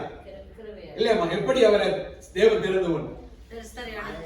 எப்படி தாய் கற்பத்தில் இருக்கும் பொழுது அவன் உருவாகும் முன்னமே கர்த்தர் தீர்க்க தரிசனமாக சொல்லி என்னத்துக்காக இவன் வரப்போறான்ங்கிறத சொல்லி இவர் எப்படி வளர்க்க வேண்டும் என்று சொல்லி கர்த்தர் என்ன செய்தார்? அவர் எடுத்துக்கொண்டார். அவன் வாழ்நாளெல்லாம் சவாரன் கத்தி படக்கூடாது, முடி வளர்க்க வேண்டும். அவன் என்னென்ன சாப்பிட வேண்டும், என்ன சாப்பிடக்கூடாது. வயிற்றில தாய் வச்சிருக்கும் பொழுதே இது என்னதை சாப்பிடக்கூடாது கர்த்தர் சொல்லி அவர் உருவாக்கி கர்த்தர் அவரை வெளியே கொண்டு வந்தார். தேவன் கிருபையை கொடுத்தது, அபிஷேகத்தை கொடுத்தது. பரிசுத்த ஆவியினால் அவன் நிரப்பப்பட்டவராயிருந்தார். வேற சொல்லுகிறது, பெலிஸ்தரை பழிவாங்கும்படியே தேவன் சிம்சோனை தெரிந்து கொண்டார். ஆனால் அடிக்கடி சிம்சோன் என்ன செய்ய ஆரம்பித்தார்? பாவம் செய்தார். தேவன் சாதாரணமாய் மரித்து போன உடலை தொடக்கூடாது, சாப்பிடக்கூடாது. ஆனா இவர் அதை செய்தார். கர்த்தர் கிருபையாய் நடத்தினார். திராட்சை மரத்தில, முந்திரிய மரத்தில உண்டாகிற ஒன்றை குடிக்கக்கூடாது, சாப்பிடக்கூடாது. இவன் செய்தான். ஆனா கர்த்தர் கிருபையா விட்டார். அதுக்கு பின்பாக சில பெண்கள் மேல ஆசைப்பட்டு சிம்சோன் தொடர்ந்து பாவம் செய்தார். கர்த்தர் அற்புதமாய் என்ன செய்தார்? நடத்தி கொண்டே வந்தார். அவன் படுத்து கிடக்கிறான். மனுஷிக்கார சொல்றான், சிம்சோனே வந்துட்டாங்க பெலிஸ்தர். அவன் எழுப்பி எல்லாத்தையும் அடிச்சு தள்ளி கொண்டு சும்மா நரி பிடிக்கிறதுக்கு சும்மா சின்ன காரியம் இல்லை, 300 நரிய பிடிச்சு பழி வாங்கினான். வாலில தீப்பந்தத்தை கட்டி பெலிஸ்தருடைய வேளாண்மையை கொளுத்து போட்டாங்க. பெலிஸ்தர் கிட்ட போவதற்கு என்ன செய்தார்கள்? பயந்தார். என்ன ரகசியம் தெரியும். ஆனால் மெல்ல ஒவ்வொரு நாளும் துணிகரமாய் அவர் பாவம் செய்ய ஒரு நாள் வேற சிலர் அவன் தெளிதாளுடைய மடியில படுத்து தூங்கினான். அவள் ஒருவனை கூப்பிட்டு அவளுடைய முடி முழுவதையும் பறித்து போட்டான். கர்த்தர் அவனை விட்டு விலகினான். கிருபை அவனை விட்டு விலகி செய்ய. அவன் வேற சொல்லுகிறது, வழக்கம் போல படுத்து தூங்கினவன அவள் என்ன பேர்? தெளிதாள். சிம்சோனே வந்துட்டாயா, எழும்புகிறான். ஆனா வேற சொல்லுகிறது, கர்த்தர் அவனை விட்டு போனதை அறியாதிருந்தான். இப்படி ஒரு வார்த்தை சொன்னால், கிருபை அவனை விட்டு விலகினதை சிம்சோன் அறியாம இருந்தான். அதுக்கு பிறகு சிம்சோட வார்த்தையை கவனித்து பாருங்கள். அவனை வெண்கல விலங்கு போட்டு 2 கண்களையும் குருடாக்கி பெலிஸ்தருக்கு முன்பதாக ஒரு நாள் பெலிஸ்தருக்கு சிம்ம சொப்பனமாய் பயந்து நடுங்கின பெலிஸ்தர்கள் சிம்சோனுக்கு முன்பதாக இருந்து வேடிக்கை காட்டுகிற அளவுக்கு கர்த்தர் சிம்சோனை என்ன செய்தார்? தள்ளி போட்டு அடி கிருபையை இழக்கப்பட்டு போட்டார். அருமை ஜனமே, மிக கவனமா நாம் இருக்க வேண்டும். கிருபை நமக்கு நிரந்தரமானது இல்லைங்கிறத இங்க வேதம் சொல்லுகிறது. இழந்து போகக்கூடாது. கிருபை அவனை விட்டு தள்ளிக்கிறது போல ஒன்று நான் தள்ளவன். கிருபையை விலக்கி போடுவார் ஆண்டவர். தேவன் கை எடுப்பார் சகோதரர். ஒரு நாளைக்கு நம்மை வேடிக்கை பொருளாய் கர்த்தர் வைத்து விடுவார். அதனால் மிக கவனம். அதான் வேதம் சொல்லுகிறது, பரிசுத்தமா இருக்கு. ஏன்னா பரிசுத்தம் இல்லாமல் என்ன செய்ய முடியாது? தேவனை தரிசிக்க முடியாது. நீ பரிசுத்தமானா இருந்தால் எந்த பேய்க்கு முன்பாக நிற்கிறதுக்கு எனக்கு முன்பு என்ன இருக்கு தெரியுமா? பலன் இருக்கு. பேயை பார்த்து பயப்பட மாட்டோம். இயேசு லூக்கா புத்தகத்துல வந்து தேவாலயத்தில் பிரசங்கம் பண்ண எழுப்பினார். அவருக்கு சுருளை கொடுத்தார்கள். ஏசாயாவின் புத்தகத்தில் அங்கே கொடுக்கப்பட்டது, வாசித்தார். இன்றைக்கு இந்த வார்த்தை நிறைவேறுகிறது சொன்ன அங்கே இருந்த ஒரு பிசாசு தேவாலயத்துல ஒளிம்பி கத்தி அலக்களிக்க ஆரம்பித்தது. என்ன சொல்லி தெரியுமா? பரிசுத்த இயேசுவே, நீர் பரிசுத்தர். பரிசுத்தமான இயேசுவுக்கு முன்பதாக பிசாசு அலக்களிக்க ஆரம்பித்தது. என கரைமையான சகோதரன், நம்முடைய கிருபை இந்த வேறு சொல்லுங்க, ஒருவன் நீ கிருபை இழந்துட்டால் உனக்கு என்ன உண்டாவது தெரியுமா? கசப்பான வேறு மக்கள் மற்றவர் மேல பொறாம கோபம் ஏதாவது செய்யணும்ங்கிறதுனால வந்து சொல்லுகிறது. வேறு முளைத்தொழும்பி கலக்கம் உண்டாகிறதுனால பயம், கலக்கம், நாம் என்ன செய்ய போறோம் எதிர்காலம் என்றதுனால என்ன செய்வார்? அநேகரை திருட்டுப்படுத்திப்போம். அநேகரை வேதத்தை விட்டு வெளியே கொண்டு வந்து புலையான காரியங்களை ஏதாவது செய்ய வேண்டும், புதுசா செய்ய வேண்டும். ஏதாவது செய்தால் தான் என்ன செய்ய முடியும்? ஜனங்களை தக்க வைக்க முடியும். பேர் புகழ அச்சு போக பண்ண வேண்டும். எத்தனை பேர் பேர் இருக்காது. இந்த இன்டர்நெட் இருக்கிறதுனால கொஞ்சம் பேர் இருக்கிறது. ஏன்னா அதுல ஏதோ செய்து அதுல ஏதோ விட்டு அதுல ஏதோ பண்றதுனால கொஞ்சம் நமக்கு என்னவா இருக்கிறது, ஞாபகமா இருக்கிறது. நல்லா புரிந்து வேதம் சொல்லுகிறது, ஒருவனும் தேவனுடைய கிருபையை இழந்து போதபடிக்கு சபையை மிக எச்சரிக்கையாளர்கள் வேதம் சொல்லுகிறது. கவனமா, ஏனென்றால் கிருபையை இழக்கும் பொழுது நமக்குள்ள கசப்பான வேர் முளை தொடங்கி வேற சொல்லுகிறது கலக்கம் உண்டாக்குறதுனால அநேகர் தீட்டுப்படும் பட்டு போவார்கள் என்று சொன்ன வசனம். அடுத்த வசனம் முக்கியமான வசனத்தை வாசிக்க போகிறோம். வாசி. ஒருவனும் வேசி கள்ளனாகவும் ஒருவேளை போஜனத்துக்காக தன் சிரேஷ்ட புத்திரவாகத்தை விட்டு போட்ட ஏசாவை போல சீர்கட்டவனாகவும் இராதபடிக்கு எச்சரிக்கையாக. முதலாவது ஒருவனும் தேவனுடைய கிருபையை இழக்கவன் சொன்ன பவுலிங்க 14 வசனம் ஒருவனும் என்று திரும்ப ஆரம்பிக்கிறது. ஒருவராவது இழந்து போகணும். என்ன சொல்லிக் கொண்டு வருகிற பவுல், ஒருவனும் பேசிக்கலனா இருக்க கூடாது. அது மட்டுமில்ல, ஒருவேளை போஜனத்துக்காக தன் சேஷ்ட புத்திரபாகத்தை விட்டு போட்ட ஏசாவை போல என்ன மறக்க வேண்டாம். என்ன சொல்லுங்க, ஒரு நேரம் சாப்பாடு என்ன சொல்லுகிறா, என்ன இதுக்கு என்ன அர்த்தம் நினைக்கிறீங்க நீங்க? ஒரு சின்ன ஆசீர்வாதத்துக்காக தேவனுடைய நிரந்தரமான ஆசீர்வாதத்தை ஒரு சின்ன சபலத்தினால, சின்ன ஒரு அற்ப காரியத்தினால, ஒரு 5 ரூபாவுக்காக, ஒரு 50 பிராங்குக்காக, இல்லாட்டி ஒரு பெண்ணை தொடர்றதுனால என்ன செய்தாரு, இழந்து போகார். அதான் பவுல் சொல்லுகிறாரு. என்ன சொல்லுகிறார், ஒருவனும் பேசிக்கலனா இருக்க வேண்டும். ஏன்னா கிருபை இழந்து போயிடும். கிருபை இழந்துட்டா உனக்கு கசப்பான வேர் முளைக்கணும். உன்னால என்ன செய்வா தெரியுமா, அநேக பெரிய கலக்கங்களை சனங்களை கொண்டு வந்துடுவார். வேறு சொல்லுறது அநேகர் என்ன செய்வாங்க, தீட்டுப்பட்டு போயிடும். எனக்கு எசேக்கியா சொன்ன ஒரு பெரிய சத்தியம் எனக்கு இன்றைக்கு ஞாபகம் இருக்கிறது. எசேக்கியா நான் நினைக்கிறேன் 95ஆம் ஆண்டு நினைக்கிறேன். நான் நினைக்கிறேன் ஏன்னா 92 93ஆம் ஆண்டு எசேக்கியா வந்தார். அதற்கு பின்பதாக ஒரு வருஷம் விட்டு என்ன 95 96 இருக்கவே ஒரு முக்கியமான காலகட்டம். அவர் தீர்க்கதரிசி. நான் அதை ரொம்ப நேசிக்கிறேன். எசேக்கியா அவர் அருமையான ஒரு என்ன சொல்ற கர்த்தருக்காக தன் அர்ப்பணித்த நல்ல தீர்க்கதரிசி. அவர் சொன்ன ஒரு சத்தியம், நாளைக்கு அந்த கேம்ப் வந்து எங்க நடந்துச்சுன்னு சொன்னால் லுசோனுக்கு மேல இருக்கிறதான லுசோனில நடந்துச்சு. 2002 லுசோன்ல நடந்துச்சு இல்லையா? அவர் சொன்ன ஒரு பெரிய சத்தியம். அவர் என்ன சொன்ன தெரியுமா, ஒரு சபைக்கு பாஸ்டர் என்ன இருக்க தெரியுமா, வாசலா இருக்கிறார். ஒரு ஊழியக்காரன் தான் இந்த ஆல்மைட்டி காட் சபைக்கு ஈசாக்கு தான் என்னவா இருக்க தெரியுமா, வாசலா இருக்கிறார். எந்த ஆசீர்வாதம் எந்த சாபமும் என் மூலம் தான் இருக்கிறாங்க. நல்லா புரிந்து கொள்ளுங்கள். இதுதான் தேவன் வைத்திருக்கிறதான காரியம்.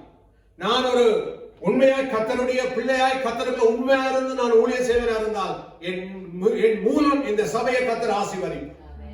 என்னை தாண்டித்தான் எந்த விதமான ஆசீர்வாதங்களும் ஆவிக்குரிய ஆசீர்வாதங்கள் இங்க வர வேண்டும். என்னுடைய நான் கொடுக்கிற போதனைகள், என்னுடைய நடத்தை, என்னுடைய பரிசுத்தம், என்னுடைய வாழ்க்கை தான் உங்களை என்ன செய்கிறது, ஆசீர்வாதங்கள் நடக்கும். அதுவே நான் ஒரு கெட்டவனாய், ஒரு பொய்யனாய், கள்ளனாய், ஒரு விபச்சாரக்காரனாய் இருப்பார் இருந்தால் அவர் சொன்ன அன்றைக்கு சொன்ன சத்தியத்தை நான் இன்றைக்கு நினைவு கூறுகிறேன். அவர் சொல்லுகிறார், ஒரு சபைக்கு தலையா இருக்கிற வாசலா இருக்கிற ஒருவர் விபச்சாரத்துல விழுந்தால் அவரோடு இருக்கிற அநேகர் விபச்சாரத்துல விழுவார்கள் என்று சொல்லி தீர்க்க தரிசனம் அன்றைக்கு பிரசங்கம் பண்ண. இன்றைக்கும் எனக்கு காதுக்குள்ள கண்ணீர் என்று இருக்கிறது. நான் அநேக பிரசங்கங்களை மண்டல வைத்திருக்கு, நல்ல பிரசங்கங்களை மறக்காம எனக்கு இருக்கு. ஒவ்வொரு சொன்ன ஸ்டைல் நின்றதெல்லாம் கண்ணடி டானா வைத்திருப்பேன். சில பாசல் யாரும் சொல்ற தம்பி யானையை போல மறக்கவே மாட்டார்.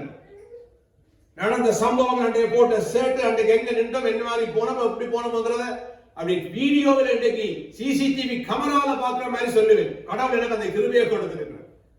அதான் எப்பயோ படிச்ச வேத வசனங்கள் இன்றைக்கு மண்டையில இருந்து வெளியில வந்து கொண்டே இருக்கு. கர்த்தருடைய கிருபை, தயவு. சொன்னார், நல்லா புரிந்து கொள்ளுங்கள், பெரிய சத்தியம் சகோதரர். அதுக்கு பிறகு நான் கணக்கு போட்டு பார்க்கிறேன். இன்றைக்கு நான் கணக்கு போடுகிறேன். கர்த்தருடைய கிருபை என்றவரை நாங்கள் இருக்கிறோம். அதுக்காக தேவனுக்கு என்ன செய்யணும், நன்றி. இதில் நம்மால இல்லை, அவருடைய தயவு, அவருடைய கிருபை. வேற சொல்லுகிறது, இந்த ஆசீர்வாதம் ஒரு சபைக்குள்ளே ஒரு மனிதனுக்கு ஒரு வீட்டுக்குள்ள வரப்படமா இருந்தால் வாசல் சரியா இருக்க வேண்டும். அதற்கு வேற சொல்லுகிற சகோதரர், ஒருவனும் என்ன செய்யப்படாது தெரியுமா, பேசி கள்ளனா இருக்கக்கூடாது. ஒருவேளை ஆகாரத்துக்காக போஜனத்துக்காக சேஷ்டபுத்திரத்தை விற்று போட்ட ஏசாவை போல எப்படி இருக்கக்கூடாது? சீர் கெட்டவனா இருக்கக்கூடாது. ஒரு சின்ன அற்பமான ஒரு வருமானம், ஒரு அற்பமான சந்தோஷம், ஒரு பேர் புகழ், ஒரு வேறொரு காரியத்துக்காக நாம் என்ன செய்யலாம்? சில வேளையில நாம் சிலரை பிரியப்படுத்துவதற்காக நாம் என்ன செய்கிறோம்? பொய் சொல்லி விடுகிறோம். உண்மை தெரிந்தும் அவர் தவறு செய்யாதவனையும் ஏதோ சொல்லி விடுகிறோம். ஏதோ வருகிற ஒரு காரியத்துக்காக நாம் என்ன செய்யறோம்? சில நேரத்தை தெரியுமா, சில வேளை நாம் தவறு பண்ணிவிடுவோம். வேதம் சொல்ல ஒரு வேளை சாப்பாட்டுக்காக அன்றைக்கு மட்டும் ஏசா அந்த என்னது அந்த தன்னுடைய பசியின் நேரத்தில் சிவப்பான கூட பார்த்து கொஞ்சம் அடக்கி இருந்தார். ஒரு கொஞ்சம் அடக்கி அப்படியே அந்த யாக்கோபை விட்டு அங்கால போயிருந்தானா இருந்தால் நிச்சயமா அவருடைய வாழ்க்கையில பெரிய ஆசீர்வாதங்களை ஏசா சந்தித்திருப்பார். ஆமென். ஏன்னா ஏசாவு சேஷ்ட புத்திர பாகத்தை குறித்து நீங்க சொல்லுங்க, நான் வாக்கி காட்டுகிறேன். எடுத்துக்கொள்ளுங்க. ஆதியாகமுடைய புத்தகம், ஆதியாகம் 27ஆம் அதிகாரத்துக்கு வாருங்க. 25க்கு முன்னுக்கு வாருங்கள். ஆதியாகம் 25ஆம் அதிகாரத்துக்கு. அடுத்த முறை நாங்கள் மற்ற அமைக்கு தான் கொள்வோம். ஆதியாகம் 25, அங்கே ஏசாவுடைய காரியத்தை பார்ப்போம். ஏசா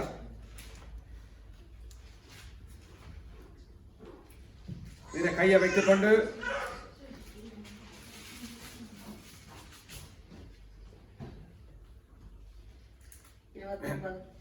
வசனம் 29.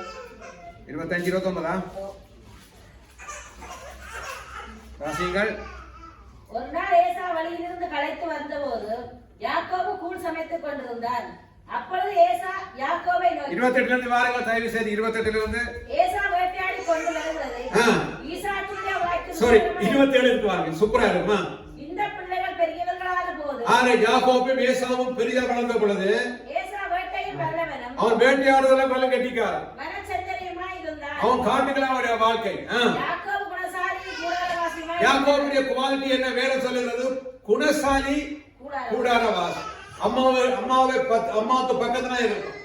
வெளியில ஏசாவை போ ஏசாவை நீ சொன்னால் வேற சொல்ல ஏதோ வேதம் என்றால் சிறப்பு நிறமுடையவன். ஆனால் யாக்கோப் என்று சொன்னால் நல்ல கேரக்டர்ல எத்தனை ஏமாற்றக்காரன், காலை வாருகிறவன் என்றால் சொல்லப்படுகிறது. அண்ணன் தம்பிதான். ஆனா வேற சொல்ல தேவன் ஒருவரை தள்ளி ஒருவரை தெரிந்து கொண்டார். தேவனுக்கு தெரியும் ஐயா பிறக்கும் பொழுது தேவன் என்ன செய்வான்ங்கிறதை தேவன் அறிந்திருந்தார். வேற சொல்லுகிறது அவன் குணசாலியா இருந்தான்.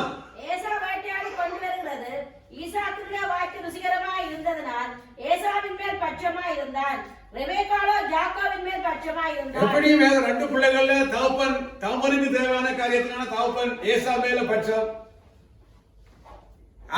ரெபெக்கா யாக்கோபு மேல பொம்பளை பிள்ளை மாதிரி அவன் பட்சமா இருக்கான். எங்க வீட்டில எல்லாம் எது வேற இருந்தாலும் என்னோட பிள்ளைகள் கலைக்க மாட்டான். எது வேற இருந்தாலும் அம்மாவோட கட்டி கொள்ளுவாங்க. பெண் பிள்ளைகள் சில வழியில என்னோட கொஞ்சம் ஒட்டி கொள்ளுவாங்க. மகன் அம்மாவோட தான். அது எல்லாரும் நடக்கும் நினைக்கிறேன் இல்லையா? பட்சமா இருந்தார். ஒருவர் பட்சம். ஆனா இங்க வந்து ரெண்டு பேரும் என்ன இருக்காங்க? ஈசாக்கு ருசியுள்ள பதார்த்தங்கள் மேல இருக்க அடிக்கலாம் கொண்டு வருவான் சொல்லி விடுவாங்க. எனக்கு நல்ல இதாலே கொண்டு வரா பட்சமா இருந்தார்கள். ஒரு நாள் ஏசா வழியிலிருந்து களைத்து வந்தபோது சோதனை, களைப்பு, நல்லா புரிந்து கொள்ளுங்க. களைப்பு தேவை. நம்முடைய வாழ்க்கையில நாங்கள் இறந்துகிறோம் தெரியுமா?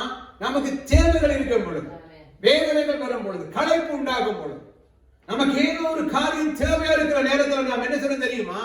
ஏதோ ஒரு சோதனையில மாட்டி விடுகிறோம். நல்லா புரிந்து கொள்ளுங்க. அது உடல் தேவையா இருக்கலாம், ஆவிக்குரிய தேவையா இருக்கலாம், பண தேவை, ஏதோ ஒரு தேவை நமக்கு உண்டாகும் பொழுது நாம் களைத்தவர்களாய், விடாய்த்தவர்களாய், சோர்ந்தவர்களாய். வேறு சொல்லுகிறது இஸ்ரவேல் ஜனங்களை தேவன் வனாந்திரத்தில் வழிநடத்திக் கொண்டு வந்தார். ஆனா ஒரு நாள் அபிமெலேக்கு அவனை வந்து பின்னுக்கு களைத்து போய் வந்து கொஞ்சம் பேரை வெட்டி போட்டான். ஆறு வெட்டின அபிமெலேக்கு முன்னுக்கு போன மோசேயோ எல்லாருக்கு யோசுவாவையோ பலசாலிகளை முன்ன முடியவில்லை. பின்னுக்கு பாலியத்துல களைத்து போய் விடாய்த்து போனவர்களாக நடந்து போய் களைத்து போனவர்களை பின்னால வந்து வெட்டி போட்டான். ஆனா கர்த்தர் முன்னுக்கு போன மோசே கவனிக்கல, மோசேக்கு பக்கத்துல போன யோசுவா கவனிக்கல, பின் பாளையத்தையும் கர்த்தர் கவனித்தார். நம்முடைய சீரியம் எல்லாவற்றையும் கர்த்தர் பார்க்கிறார். நாம் எப்படி ஆரம்பிக்கிறோம், எப்படி முடிக்கிறோம் என்பதை கர்த்தர் பார்க்கிறார். வேற சொல்லுகிறது, நீ ஆவியில ஆரம்பம் பண்ணிட்டு என்ன செய்யாத, மாம்சத்துல முடிவு செய்யாத, அவ்வளவு புச்சீனமா நடக்காத. நாம் நம்முடைய கிறிஸ்தவ ஜீவனை எப்படி ஆரம்பித்தோம் பாருங்க. இன்றைக்கு ஒரு 5 வருஷம் 10 வருஷம் 15 வருஷம் 20 வருஷம் 30 வருஷம் ஆகும் பொழுது நம்முடைய ஜீவியம் என்ன, நாங்க என்ன செய்கிறோம்? இப்ப நாங்க மற்றவன் இதை பார்த்து கொண்டிருக்கிறோம். அப்படி வேலியை பிரிச்சா நம்ம இப்ப ஒரு மனுஷன் நான் ஒரு 2-3 நாளுக்கு முன்னாக நான் வேலை செய்யறதுக்கு எனக்கு ஒரு காரியம் மனசுல வந்துச்சு. என்ன எல்லாரும் நடக்கிறதா என்ன வந்துச்சுன்னு சொன்னால், அநேக நேரத்தில் நமக்கு என்னுடைய வீட்டு பிரச்சனை எனக்கு என்ன செய்யறது இல்லை, தெரிய வராது. ஆனா பக்கத்து மற்றவங்க பிரச்சனை முழுக்க நமக்கு என்ன செய்யறது தெரிய வருது. காரணம் என்ன? அடுத்தது இன்னொரு காரியம், ஆளும் எனக்கு என்ன சொல்ல மாட்டாரு, என் பிரச்சனையை சொல்ல மாட்டாரு. இப்ப என்னுடைய மகன் இருந்தான் எலிசா, ஒரு வாலி வயசுல சில புலப்படுவான், விட்டிருக்கிறான். ஆனா எனக்கு யாருமே சொன்னது ஒண்ணுமே எனக்கு தெரியாது. சம்பவங்கள் வெளியில நடக்குது, சொன்னதே கிடையாது. பிரச்சனை சில விட ஒரு சம்பவம் எனக்கு கேள்விப்பட்டு என்னடான்னு கேட்டா சொல்லுவாங்க, ஈசா கண்ண இல்ல தெரியும் கோபக்காரன், நீங்க அடிக்க கொண்டுடுவீங்க, அதுதான் சொல்லு. ஆனா இவன் என்ன செய்கிறான், வெளியில மச்சாப்படலாம் என்ன செய்வாங்க சேர்ந்து கதைப்பாங்க. ஈசா கண்ணின் மகன் எலிசா இவங்க செய்யறது காரியம் எனக்கு நேரம் எனக்கு சொல்லி இருந்தால் நான் என்ன செய்ய பேசுகிற விட முளையிலேயே நான் கிள்ளி இருக்கலாம். அநேக நேரத்தில் நம்முடைய வீட்டு பிரச்சனை நமக்கு அது போல எங்களுடைய பிழை என்னுடைய காரியங்களை நமக்கு தெரிய வருவது விட தெரியுது. நாம் பார்ப்பதில்லை. என்னுடைய கண்ணாடியை நான் பார்ப்பதில்லை, எப்படி இருக்கிறான் என்று பார்ப்பதில்லை. என்னுடைய வாழ்க்கையை ஆலோசனை மற்றவன் எப்படி வெல்லவன் நல்லதா தவறா தெரியல எனக்கு. ஆனா அநேக நேரத்தில் நான் போய்க்கேன் வேலை செய்ய வேலையில எனக்கு டைம் இருக்கும். மண்டே பிரசங்கங்களை பண்ணுவேன், மலையில ஓடும், ஏதாவது ஒரு காரியத்தை செய்வேன். இப்ப இந்த பிரசங்கம் நான் போன ஞாயிற்றுக்கிழமை பிரசங்கம் பண்ணின பிறகு போன திங்கட்கிழமை இதை பண்ண வாசித்த திரும்ப டக்குன்னு எனக்கு கிருமியை குறிச்சான பண்டு உணவங்கள் ஓடி. அப்ப திங்கட்கிழமை இந்த வரையில என்ன செய்யறேன் நான் அதையே அப்படி இப்படி யோசிச்சு கொண்டு கத்தனை கொண்டு கொடுப்பார். ஏதாவது எனக்கு தெரிஞ்சது கொடுப்பேன். நம்மை நாம் ஆராய்ந்து பார்க்க வேண்டும். நம்மை நாம் பார்ப்போம். என்ன சொல்லுகிறோம்? ஆவியில ஆரம்பம் பண்ணி நாம் என்ன செய்கிறோம்? சில நேரத்துல நேரம் என்ன ஆகுறது, நாம் மாமிசத்துல முடிய பெறக்கூடாது. இங்க வேதம் சொல்லுகிறது, ஏசா களைத்து போய் வந்தான். வாசிங்க. ஒரு நாள் ஏசா வழியிலிருந்து களைத்து வந்தபோது யாக்கோபு கூழ் சமைத்துக் கொண்டிருந்தார். அப்பொழுது ஏசா யாக்கோபை நோக்கி, அந்த சிவப்பான கூழிலே நான் சாப்பிட கொஞ்சம் தா, இளைத்திருக்கிறேன் என்றார். களைத்து போயிருக்கிறார். வேட்டைக்கு போனவன் ஒன்றுமே மாட்டேன். காட்டுக்களை உங்களுக்கு தெரியும், காட்டு சில பேர் நீங்க பாருங்க. இப்ப நாமெல்லாம் யாழ்ப்பாணத்தை போனதான் சில நேரத்துல காடு உள்ள பக்கத்துல போனவன் காட்டினுடைய வெப்பம் உங்களுக்கு தெரியும் இல்லையா? அதுக்கு சரியான கஷ்டமா இருக்கு. அந்த பெரிய மரங்கள் இருக்கும், ஆனா உள்ளுக்கு ஒரு பயங்கரமான கீத்து இருக்கு. நீங்கள் காடு 2 பக்கம் காடு உள்ள ஒரு ரோட்டில் நடந்து போனீங்கன்னா ரொம்ப கஷ்டப்படுவீங்க. அது பயங்கர களைப்பை கொண்டு வரும். ஏசா வேட்டைக்கு போய் ஒன்றுமில்லாம் களைத்து வருகிறான். பேரு சொல்லுகிறது, இதனாலே அவனுக்கு ஏதோம் என்கிற பெயர் உண்டாயிற்று. அப்பொழுது யாக்கோபு சேஷ்டபுத்திர பாகத்தை இன்று எனக்கு விற்று போடு என்றார். அதற்கு ஏசா, இதோ நான் சாக போகிறேனே, இந்த சேஷ்டபுத்திர பாகம் எனக்கு என்னத்துக்கு என்றார். அப்பொழுது யாக்கோபு இன்று எனக்கு ஆணையிட்டு கொடு என்றார். அவன் யாக்கோபுக்கு ஆணையிட்டு தன் சேஷ்டபுத்திர பாகத்தை அவனுக்கு விற்று போட்டார். அப்பொழுது யாக்கோபு ஏசாவுக்கு அப்பத்தையும் பயிற்றம் கூடையை கொடுத்தார். அவன் புசித்து குடித்து எழுந்திருந்து போய்விட்டார். இப்படி ஏசா தன் சேஷ்டபுத்திர பாகத்தை அலட்சியம் பண்ணினான். ஒரு நேரம் எல்லாம் புரிந்து கொள்ளுங்க சகோதரர், நான் பிடிக்கிற நேரமாகிறது தொடரும். ஒரு 5 நிமிடம், ஒரு 10 நிமிஷம் ஏசா தன் வாயை பொத்திக்கொண்டு பசிக்கிற வயிற்றின் மேல கைய வச்சுக்கொண்டு யாக்கோபுன்ற கூட பார்த்து ஒரு கப்பு ரெண்டு போட்டு அவன் நடந்தாலும் போயிருந்தால் அவனுடைய வாழ்க்கையில நிறைந்த ஆசீர்வாதங்களை ஏசா பெற்றிருப்பான். ஒரு சின்ன சபலம், ஒரு சின்ன சாப்பாடு, அதான் வேற சொல்லுவது பேசிக் கல்லன் என்று பேர். நான் யோசிச்சு பார்த்தேன், பேசிக் கல்லன் இவன் எந்த விதமான பேசித்தனமும் செய்ததில்லை. அந்த காலத்துல இருந்ததை நம்ம செய்யலாம். கல்யாணம் கட்டுறதுக்கு எத்தனை கல்யாணம் கட்டணும், தாவீதை போல பேசித்தனம் செய்யல. தாவீதை போல கொண்டு வந்து மற்றவற்றை கொண்டாட்டிய கொண்டு வந்து அதனால மறைத்து கொலை பண்ணி தேவனுக்கு கோபத்தை கொண்டு வரையில ஏசா. ஆனா ஏசாவை சொல்லும்போது சொல்லுகிறார், அவன் என்ன இருக்கிறார்? வேசி கள்ளனும் ஒரு நேர சாப்பாட்டுக்காக தன் சேஷபுத்திரமாக விட்டு போட்ட என்ன வசனம் சொல்லுகிறது? ஒருவன் வேசி கள்ளனாகவும் ஒருவேளை போஜனத்துக்காக தன் சேஷபுத்திரமாக விட்டு போட்ட ஏசாவை போல் சீர்கெட்டவனா இருக்கிறது. சீர்கெட்டவனா இருக்கிறது. எச்சரிக்கை. நான் முடிக்கிறேன். இதோட நீங்கள் தொடருவோம். ஒரு சின்ன சபலம் சகோதரர், ஒரு இடத்துல கதைக்கும் பொழுது தேவையில்லாத ஒரு காரியத்தை நீ கதைக்காம பொத்தினா ஆசீர்வாதம் தான். ஒரு பாவம் செய்கிற சந்தர்ப்பம். ஐயா, நானும் 57 வயசு எத்தனை ஆண்டவர் அறிந்த பின்பு 32 வருஷம் சபைகள் இருக்கு. எத்தனை விதமான வழியில போயிருக்கிறேன். ஆனா ஒரு நாள் என் வாழ்க்கையில சோதனை என்னை தொடவே முடியவில்லை. தைரியமா நெஞ்சு அடிச்சு நான் சொல்லுவேன், எந்த தேவையற்ற பாவங்கள் எல்லாம் சொல்லுவாங்க. ஈசாக்கண்ண வாய் சரியில்லை, கோவிப்பா. உண்மைதான். தேவையில்லாம ஆட்ட முடிய பிடிச்சு நான் கோவிக்கிறது கிடையாது. தவறு செய்தா தட்டி கேட்டு அவனாங்க. அவன் இல்லையா? என் கண் முன்னால அடியா நடக்கல, நான் பார்த்து கொண்டு போனதில்லை. நின்றிருக்கிறேன், கலைச்சிருக்கிறேன். இது புல, இது அநியாயம், இது சரியில்லை. என்னுடைய மனசுக்கு இது சரியில்லை. இதுக்கு மேல உங்க பிரச்சனை. கலைச்சிருக்கிறேன். பிள்ளைகளை கலைக்காமலுக்கு அப்படா பவுல் எல்லாம் எழுதின நிருபங்களுக்கு தூக்கி எறியவே. ஏன்னா சபையில் சில பிள்ளைகள் செய்யும் பொழுது பவுல் என்ன செய்கிறார்? பார்க்க முடியல. எழுத ஆரம்பித்தார், கரெக்ட் பண்ண ஆரம்பித்தார். நான் செய்திருக்கிறேன், சண்டை போட்டிருக்கிறேன், சில பேரோட நான் பிரச்சனை பண்ணியிருக்கிறேன். காரணம், என் கண்ணுக்கு முன்பாக நடக்கிற தவறுகளை நான் என்ன செய்ய தெரியுமா? தட்டி கேட்காம நான் போனதே கிடையாது. இதனால சில பேர் சொல்லி ஈசா பண்ண கோபக்காரன், வாய் சரியில்லை, என்ன வாய் மணக்குதா, என்ன செய்ய முடியும்? தவறை தட்டி கேட்க, தவறை தட்டாமலுக்கு விட்டு போற. இயேசுவும் தட்டி கேட்கிறார், எல்லாரும் தட்டி தான் கேட்கிறார். அப்ப இங்க வேதம் சொல்லுகிறது, அன்றைக்கு அவர் என்ன சீர் இப்படி அவன் அலட்சியப்படுத்திட்டான். இந்த காரியத்தை மட்டும் நான் இதுக்கான விளக்கம் இங்க என்ன சொல்லப்பட்டிருக்கிறத வாசிச்சு நாங்க தொடர்ந்து அடுத்த முறை பார்க்க போகிறோம். சேஷ்ட புத்திரபாகம் என்ன? அது பிறப்புரிமை, மூத்த குமாரனுக்குரிய சுதந்திரம். அதுல இருக்கிற 3 காரியங்கள் சொல்லப்படுகிறது. இந்த கீழ்கண்ட உண்மைகளுடைய முதலாவது, தேவனை தொழுது கொள்ளும் வழிபாட்டில் தலைமை இடம் மற்றும் குடும்பத்தில் தலைமை பொறுப்பு. சேஷ்ட புத்திரபாகம் விளையாட்டு அல்ல. தேவனை ஆராதிப்பதில் அவனுக்கு என்ன இருக்கிறது? முதலிடம். நான் சும்மா சேஷ்டபுத்திரபாவனே சும்மா கடவுளோட எனக்கு அவனுக்கு என்ன இருக்குது? முதலிடம் எனக்கு தான் கடவுள். சேஷ்டபுத்திரபாகம் உள்ளவன். அந்த குடும்பத்துல சில நீங்க பார்த்துருப்பீங்க, சில சமயங்களில் என்ன செய்வார்கள்? அந்த திருவிழா நாட்கள் சில பேருக்கு தலையில பாக வைப்பார்கள். விளங்குது உங்களுக்கு? பார்த்துக்கிறீங்க நீங்க? இருக்குது சில இடங்களில, சில ஊரில் நீங்க விசேஷமான சினிமாவில் முந்தைய பார்த்துக்கிறேன், குல தெய்வம். அது அவர்களுக்குத்தான் முதலிடம். ஆமென். நீங்க பார்த்துக்கிறீங்களா? இந்தியாவில், இலங்கையில் அப்படி இல்லை. ஆனால் இந்தியாவில் அநேக இதை குல தெய்வம். சில அவர்கள் அந்த கிராமத்தை விட்டு பட்டணத்துல வந்திருந்தாலும் அங்கே நடக்கிற பூசைக்கு குல தெய்வத்திட்ட போயிட்டு வருவார்கள். அவர்களுக்கு முதலிடம். இங்க வேற சொல்ல சேஷ்ட புத்திரபாகம் என்ன தெரியுமா? தேவனாகிய கர்த்தரை ஆராதிப்பதில் ஆபிரகாமுடைய குடும்பத்தில் அன்னைக்கு அந்த ஈசாக்குடைய குடும்பத்துல முதலிடம் யாரை கொடுக்க வேண்டும் தெரியுமா? ஏசாக்கு கொடுக்க வேண்டும். ஏன்னா அவருக்கு மூத்த பிள்ளை, சேஷ்ட புத்திரபாகம். இரண்டாவது காரியம் சொல்லப்படுகிறது, குடும்ப சொத்துல இரட்டிப்பான பங்கு.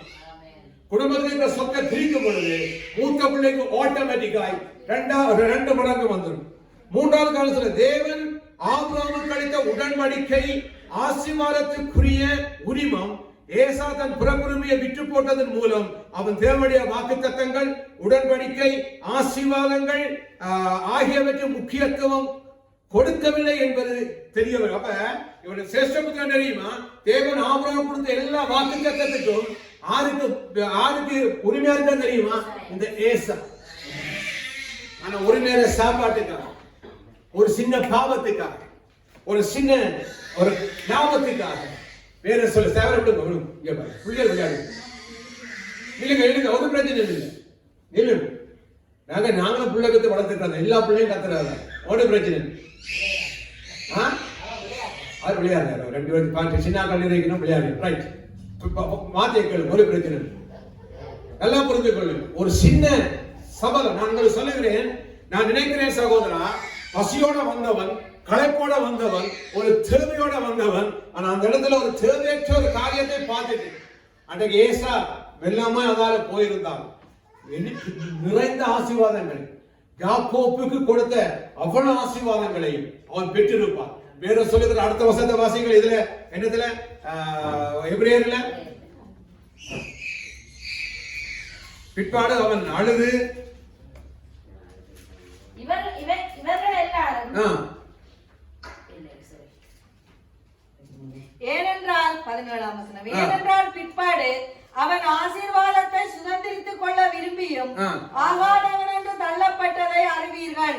அவன் கண்ணீர் விட்டு கவலையோடு தேடியும் மனம் மாறுதலை காணாமற் போனான். அன்றியும் தொடக்கூடியதும் அக்கினி பற்றியறிகிறதுமான மலையிடத்திற்கும் மந்தாரம் இருள் பெருங்காற்றாகிய இவைகளிடத்திற்கும் வேற சொல்ல என்ன சொல்லுகிறான்? திரும்ப யாக்கோபு அழுது ஏசா அழுது என்ன செய்ய முடியவில்லையா? அந்த ஆசீர்வாதங்களை பெறவில்லை. அதன் அடுத்த முறை பார்க்க போகும். என்னங்க ஏன் அழுதான் தெரியுமா? எங்கேயாதான் தெரியுமா? ஏசா யாக்கோப்பை ஈசாக்கு ஆசீர்வதித்த பின் வேற சொல்லுகிறார். யாக்கோபு என்ன செய்யறான்? ஈசாக்கு சொல்லுகிறார், ஏசாவிட்ட போய் நல்ல சாப்பாட்டெல்லாம் செய்து கொண்டு வா, நான் என்ன செய்ய போறேன், நான் சாப்பிட ஆத்துமா உன்னை வாழ்த்த வேண்டும் என்று சொல்லுகிறான். இதை கேட்டு அவன் போகும் பொழுது இது ஒட்டு கேட்ட தாயாகிய ரெபேக்கா என்ன சொல்லுகிறான்? யாக்கோபை கூப்பிட்டு, மகனே வா, கொப்பரை ஆசீர்வதிக்க போறார். இதுதான் கடைசி சந்தர்ப்பம். ஏன்னா அவர் ஏற்கனவே சிரேஷ்ட புத்திரபாகத்துக்கு உரிமையாளி ஆயிட்டான். இனி தாப்பனுடைய ஆசீர்வாத வார்த்தையில வரணும். இந்த சிரேஷ்ட புத்திரபாகத்துக்கு உரிமையாளர் மேல தேவனுடைய வார்த்தையை ஆசீர்வாதமாய் ஈசாக்கு கொடுக்க வேண்டும். வேற சொல்லுகிறது, அவன் போன உடனே தாய் டக்கு எடுத்து சமைச்சு யாக்கோபுடைய கையில, அவன் கையில ரோமம் இல்லாம ரோமத்தை எல்லாம் ஒட்டி ஏசா போட்டதான உடையை போட்டு ஈசாக்கு அனுப்புகிறார். ஈசாக்கு போகிறார். அது எத்தனாம் அதிகாரம்? 27ஆம் அதிகாரம் 7 வாருங்க, 6ஆம் வசனத்தை வாசியுங்கள். அப்பொழுது ரெபெக்காள் தன் குமாரனாகிய யாக்கோபை நோக்கி, உன் தகப்பன் உன் ஏசாவை அழைத்து நான் புசித்து எனக்கு ஒரு 10 நிமிஷம் பொறுப்பீங்களா? 10 நிமிஷம் இதை பார்த்துட்டு அங்கே போவோம். அடுத்த முறை வாமா. நான் புசித்து எனக்கு மரணம் சரியம்மா. ஒன்றிலிருந்து வாங்க, ஒன்றிலிருந்து பாருங்க. முதிர் வயது உள்ளவன் ஆனதனால் அவன் கண்கள் இருளடைந்து பார்வையற்று போன போது அவன் தன் மூத்த குமாரனாகிய ஏசாவை அழைத்து, என் மகனே என்றான். இருக்கிறேன் என்றான். அப்பொழுது அவன், நான் முதிர் வயது ஆனேன், என் மரணம் இன்ன நாளில் என்று அறியேன். ஆகையால் நீ உன் ஆயுதங்களாகிய உன் அம்பாரா துணியையும் உன் வில்லையும் எடுத்துக்கொண்டு வனத்துக்கு போய் எனக்காக வேட்டையாடி அதை எனக்கு பிரியமாயிருக்கிற ருசியுள்ள பதார்த்தங்களாக சமைத்து நான் புசிக்கவும் நான் மரணமடையும் முன்னே என் ஆத்துமா உன்னை ஆசீர்வதிக்கவும் என்னிடத்தில் கொண்டு வா என்றார். ஒரு பெற்றோர்கள் அந்த சாகர நேரத்தில் சில நேரத்தில் அவர்கள் தன் ஆத்துமா ஒரு பிள்ளை மேல கை வைத்து ஆசீர்வதிப்பது ஆசீர்வாதமா இருக்கு. நான் கன்னடத்துல பார்த்திருக்கிறேன். நாங்கள் எல்லாம் வெளிநாட்டுக்கு வந்து விட்டோம். என்னுடைய தகப்பனார் மறிக்கும் பொழுது அக்கா மட்டும்தான், அது வன்னியில மறித்தார். பக்கத்து சோதி பாருங்க, 8 பிள்ளைகளை பெற்று 7 பிள்ளைகள் ஒரு கண் முன்னால இல்லை. கடைசி நேரம் மறிக்கிற நேரம் ஒரு பயங்கரமான அங்கலாப்பிலே என்னுடைய தகப்பனார் மறித்தார். காலையில் எழுப்பி ஒரு டீ கடையில முன்னுக்கு போய் டீ வந்து குடிச்சிட்டு வந்தவர் நெஞ்சின் ஏதோ செய்தோன்னு அவரை தெரிஞ்சுட்டு மறிக்க போறேன். உடனே என்ன செய்தாரியும் அவர் அக்காவை கூப்பிட்டு, அம்மா இருந்தவா வேற மருமக்கள் இருந்தவாங்க, தன்னுடைய மகளாகிய எங்க அக்காவை கூப்பிட்டு, இங்க மாமன்னு கூப்பிட்டு உன்னை மடியில படுக்க போறேன்னு சொன்ன. அம்மா அக்காவுடைய மடியில படுத்து அக்காவை நிமிந்து பார்த்தவராய் எங்க அப்பா அக்காவுடைய மடியில மறிச்சு போன. நான் நினைச்சு பார்க்கணும், இவ்வளவு வேதோட மறிச்சிருப்பார். பக்கத்துக்கு பிள்ளைகள், ஒரு பிள்ளைகள் நாங்களாம் சாகும் பொழுது நமக்கு இருக்கிற ஒரே ஆசை தெரியும், என் பிள்ளைகள் நல்ல நன்மை இருந்தால் நமக்கு நிம்மதியான சாவு. சீர்கட்டமான பிள்ளைகள் ஒரு அபல நிலைமை இருக்குமா இருந்தா ரொம்ப உங்களால சாகுறது போல சாவாயிரும். இங்க வேற சொல்லுகிறது, நான் உன்னை என்ன, என் ஆத்துமா உன்னை என்ன செய்ய வேணும்? ஈசாக்கு தெரிஞ்ச சாக போறேன், ஆனா என்னுடைய ஆத்துமா உன்னை வாழ்த்த வேண்டும் என்று சொல்லுகிறார். அப்பொழுது ரெபெக்காள் தன் குமாரனாகிய ஈசாக்கு தன் குமாரனாகிய ஏசாவோட பேசுகையில் ரெபெக்காள் கேட்டுக்கொண்டிருந்தாள். ஏசா வேட்டையாடி கொண்டு வரும்படி வனத்துக்கு போனான். அப்பொழுது ரெபெக்காள் தன் குமாரனாகிய யாக்கோபை நோக்கி, உன் தகப்பன் உன் சகோதரனாகிய ஏசாவை அழைத்து, நான் புசித்து எனக்கு மரணம் வரும் முன்னே கர்த்தரை முன்னிட்டு உன்னை ஆசீர்வதிக்கும்படி நீ எனக்காக வேட்டையாடி அதை எனக்கு ருசியுள்ள பதார்த்தங்களாக சமைத்து கொண்டு வா என்று சொல்ல கேட்டேன். சரி, இப்படி கதை போய் கொண்டு இருக்குது. இப்ப சாப்பாட்டை கொண்டு போறோம், ரெபெக்காக்கு நல்ல குணம் உண்டு. ஆறு கதைத்தான் ஒட்டு கேட்கிற குணம் ரெபெக்காக்கு இருக்கு. தூதர்கள் வந்து கதை கேட்கல என்ன செய்த ரெபெக்கா ஒட்டு கேட்டு சிரிச்சா. சிரிச்சதாலே எனக்கு ஈசா கட்டு பேர் ஆயிடுச்சு. சாரா சாரா ஓகே. இது இப்ப ரெபேக்கா ஈசாவுடைய மனைவி. இப்போ அதான் அம்மா மாதிரி ஒட்டு கேட்கிறா, மாமியார் மாதிரி. சரி, இங்க வேற சொல்லுறது அவ சாப்பாடை கொண்டு போனா ஈசாக்கான டெஸ்ட் எல்லாம் வச்சு சாப்பிட்டு இப்ப யாக்கோபை ஆசீர்வதித்து விட்டு இப்ப வேட்டைக்கு போன ஏசாவும் வேட்டையாடி சமைச்சு கொண்டு ஓடி வருகிறான். அதை வாசிங்க 30-31 வாருங்க. அவனும் ருசியுள்ள பதார்த்தங்களை சமைத்து தன் தகப்பனண்டைக்கு கொண்டு வந்து தகப்பனை நோக்கி, உம்முடைய ஆத்துமா என்னை ஆசீர்வதிக்கும்படி என் தகப்பனார் எழுந்திருந்து உம்முடைய குமாரனாகிய நான் வேட்டையாடி கொண்டு வந்ததை துதிப்பாராக என்றான். அப்பொழுது அவன் தகப்பனாகிய ஈசாக்கு நீ யார் என்றான். அதற்கு அவன் நான் உம்முடைய மூத்த மகனாகிய ஏசா என்றான். அப்பொழுது ஈசாக்கு மிகவும் பிரமித்து நடுங்கி, வேட்டையாடி எனக்கு கொண்டு வந்தானே அவன் யார்? நீ வரும் முன்னே அவைகள் எல்லாவற்றிலும் நான் புசித்து அவனை ஆசீர்வதித்தேனே, அவன் ஆசீர்வதிக்கப்பட்டவனாய் இருப்பான் என்றான். உடனே அடுத்த வசனம், ஏசா தன் தகப்பனுடைய வார்த்தையை கேட்டவுடனே மிகவும் மனம் கசன் உரத்த சத்தமிட்டு அலறி என் தன் தகப்பனாகிய தகப்பனை நோக்கி, என் தகப்பனை என்னையும் ஆசீர்வதியும் என்றான். அதற்கு அவன், உன் சகோதரன் தந்திரமாய் வந்து உன்னுடைய ஆசீர்வாதங்களை பெற்றுக் கொண்டான் என்றான். அப்பொழுது அவன் பெயர் யாக்கோப் எனப்படுவது சரியல்லவா? இதோடு 2 தரம் என்னை மோசம் போய்க்கினான், என் சேஷ்ட புத்திரமாக எடுத்துக்கொண்டான், இதோ இப்பொழுது என்னை ஆசீர்வாதத்தை வாங்கி கொண்டான் என்று சொல்லி, நீர் என்னை ஒரு ஆசீர்வாதத்தை ஆகிலும் வைத்துக் கொள்ளவில்லை என்றான். பாருங்க எப்படி ஏசா அழுகிறார். ஈசாக்கு ஏசாவுக்கு பிரயோஜனம், இதோ அவனை நான் உனக்கு எஜமானாக வைத்தேன், அவன் சகோதரன் எல்லாவற்றையும் அவனுக்கு ஊழியக்காரராக கொடுத்தேன், அவனை தானியத்தினாலும் திராட்சை ரசத்தினாலும் ஆதரித்தேன். இப்பொழுது என் மகனே, நான் உனக்கு என்ன செய்வேன் என்றார். ஏசா தன் தகப்பனை நோக்கி, என் தகப்பனே, இந்த ஒரு ஆசீர்வாதம் மாத்திரம் உம்மிடத்தில் உண்டு, என் தகப்பனை என்னை ஆசீர்வதியும் என்று சொல்லி ஏசா சத்தமிட்டான். ஆனா வேதம் என்ன சொல்ல தெரியுமா?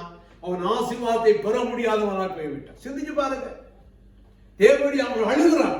அங்க அதான் எபிரேயர் சொல்லப்பட்டிருக்கிறது, ஏசா திரும்ப வந்து அழுது புலம்பியும் அவன் பாவம் செய்ததுனால கிருபையை இழந்ததுனால திரும்ப வந்து குத்துக்கரணம் போட்டு ஈசாவுடைய ஆசீர்வாதத்தை சுதந்திரிக்க முடியவில்லை, தள்ளப்பட்டு போனான். அவனுடைய பேர் இல்லாமல் போய்விட்டது. சிந்திச்சு பாருங்க, அழுகிறான். சில வேளை நாம் ஒரு சின்ன சபலத்தினால ஒரு சின்ன காரியத்தினால நாம் தேவனுடைய கிருபையை இழந்து போகாதபடி மிக கவனமாய் நாம் வாழ வேண்டும். போதிக்கிற நானும் நீ கேட்கிற நீங்களும் மிக கவனமா இருக்க வேண்டும். சும்மா விளையாட்டுத்தனமா நாம் வாழக்கூடாது. ஒருவர் சொல்லுகிற நடக்கிற இந்த கொரோனாவின் காரியங்களினால தேவன் நமக்கு பரசாற்றி கொண்டிருக்கிறார். அவருடைய வருகையின் காலம் மிக விரைவில் அடையாளம் சொல்லுகிறார். விளையாட்டு அல்ல சகோதரன், நமக்கு இன்னும் எவ்வளவு காலம் செல்லுமோ தெரியாது. இந்த நாட்கள் சிலர்களில் வருகிற நாட்களில எல்லாரும் வீட்டுக்குள்ளேயே பூட்டப்படி இருக்க வேண்டிய காலங்கள் வரப்போகும். பயங்கரமான டிப்ரெஷன்கள், சோர்வுகள், பலவீனங்கள் என்ன செய்யறது என்று தெரியாது.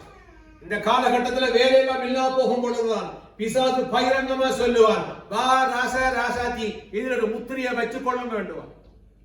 நீ உனக்கு வேலை இல்ல, சம்பளம் இல்ல, பொருள் கிடையாது, நீ வாழ வேண்டுமா இருந்தால் இங்கே நான் வைக்கிற ஷிப்பை வைத்துக்கொள், அதுக்கு பின்பதா கடையில போய் என்ன செய்யலாம், பொருளை வாங்கி கொண்டு வரலாம் என்று. மிக கவனம் சகோதரன். என்று ஒருவர் சொல்லுகிறார், சிலவளை இன்னும் 8 ஆண்டுகள் இந்த கொரோனாவுடைய காரியத்தை ஒழிப்பதற்கு 8 ஆண்டுகளுக்கு மேல் ஆகும் என்று சொல்லுகிறார். எனக்கு 8 அல்ல 80 ஆண்டாலும் பரவாயில்லை. நல்லா புரிந்து கொள்ளுங்கள். நான் நீங்களும் மிக கவனமாய் வாழும்படி உங்களை ஒப்புக்கொடு. கவனமாய் சிந்திச்சு பாருங்க. இன்னைக்கு வேலை இல்லை. இப்ப என்னுடைய பிராமணர் வந்து சொன்னார், பெரியப்பா இந்த 28 மட்டும் இல்ல, ஏப்ரல் மட்டும் தங்களுக்கு ஸ்கூலில் என்று சொல்லிட்டான்னு சொல்லுகிறோம். எங்களுக்கு தெரியாது அவருக்கு வந்த சட்டம்.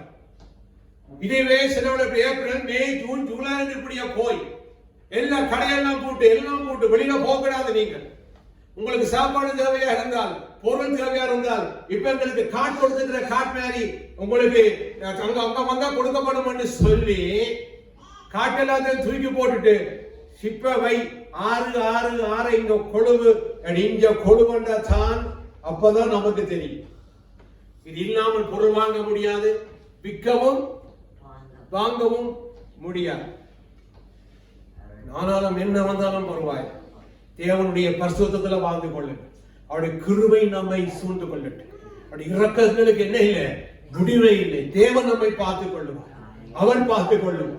அவருக்கு முன்பதாக போய் நிற்கக்கூடிய தைரியம் உள்ளவர்களாய், கிருபாசன தன்மையை கிட்டி சேரக்கூடியவர்களாய் நாம் மிக கவனமாய் வாழும் சகோதரர். நான் மிக இதோடு சொல்லுகிறேன், விளையாட்டுத்தனமாய் இருக்காது. விளையாட்டுத்தனமா நம்முடைய ஜீவியம் வேண்டும்.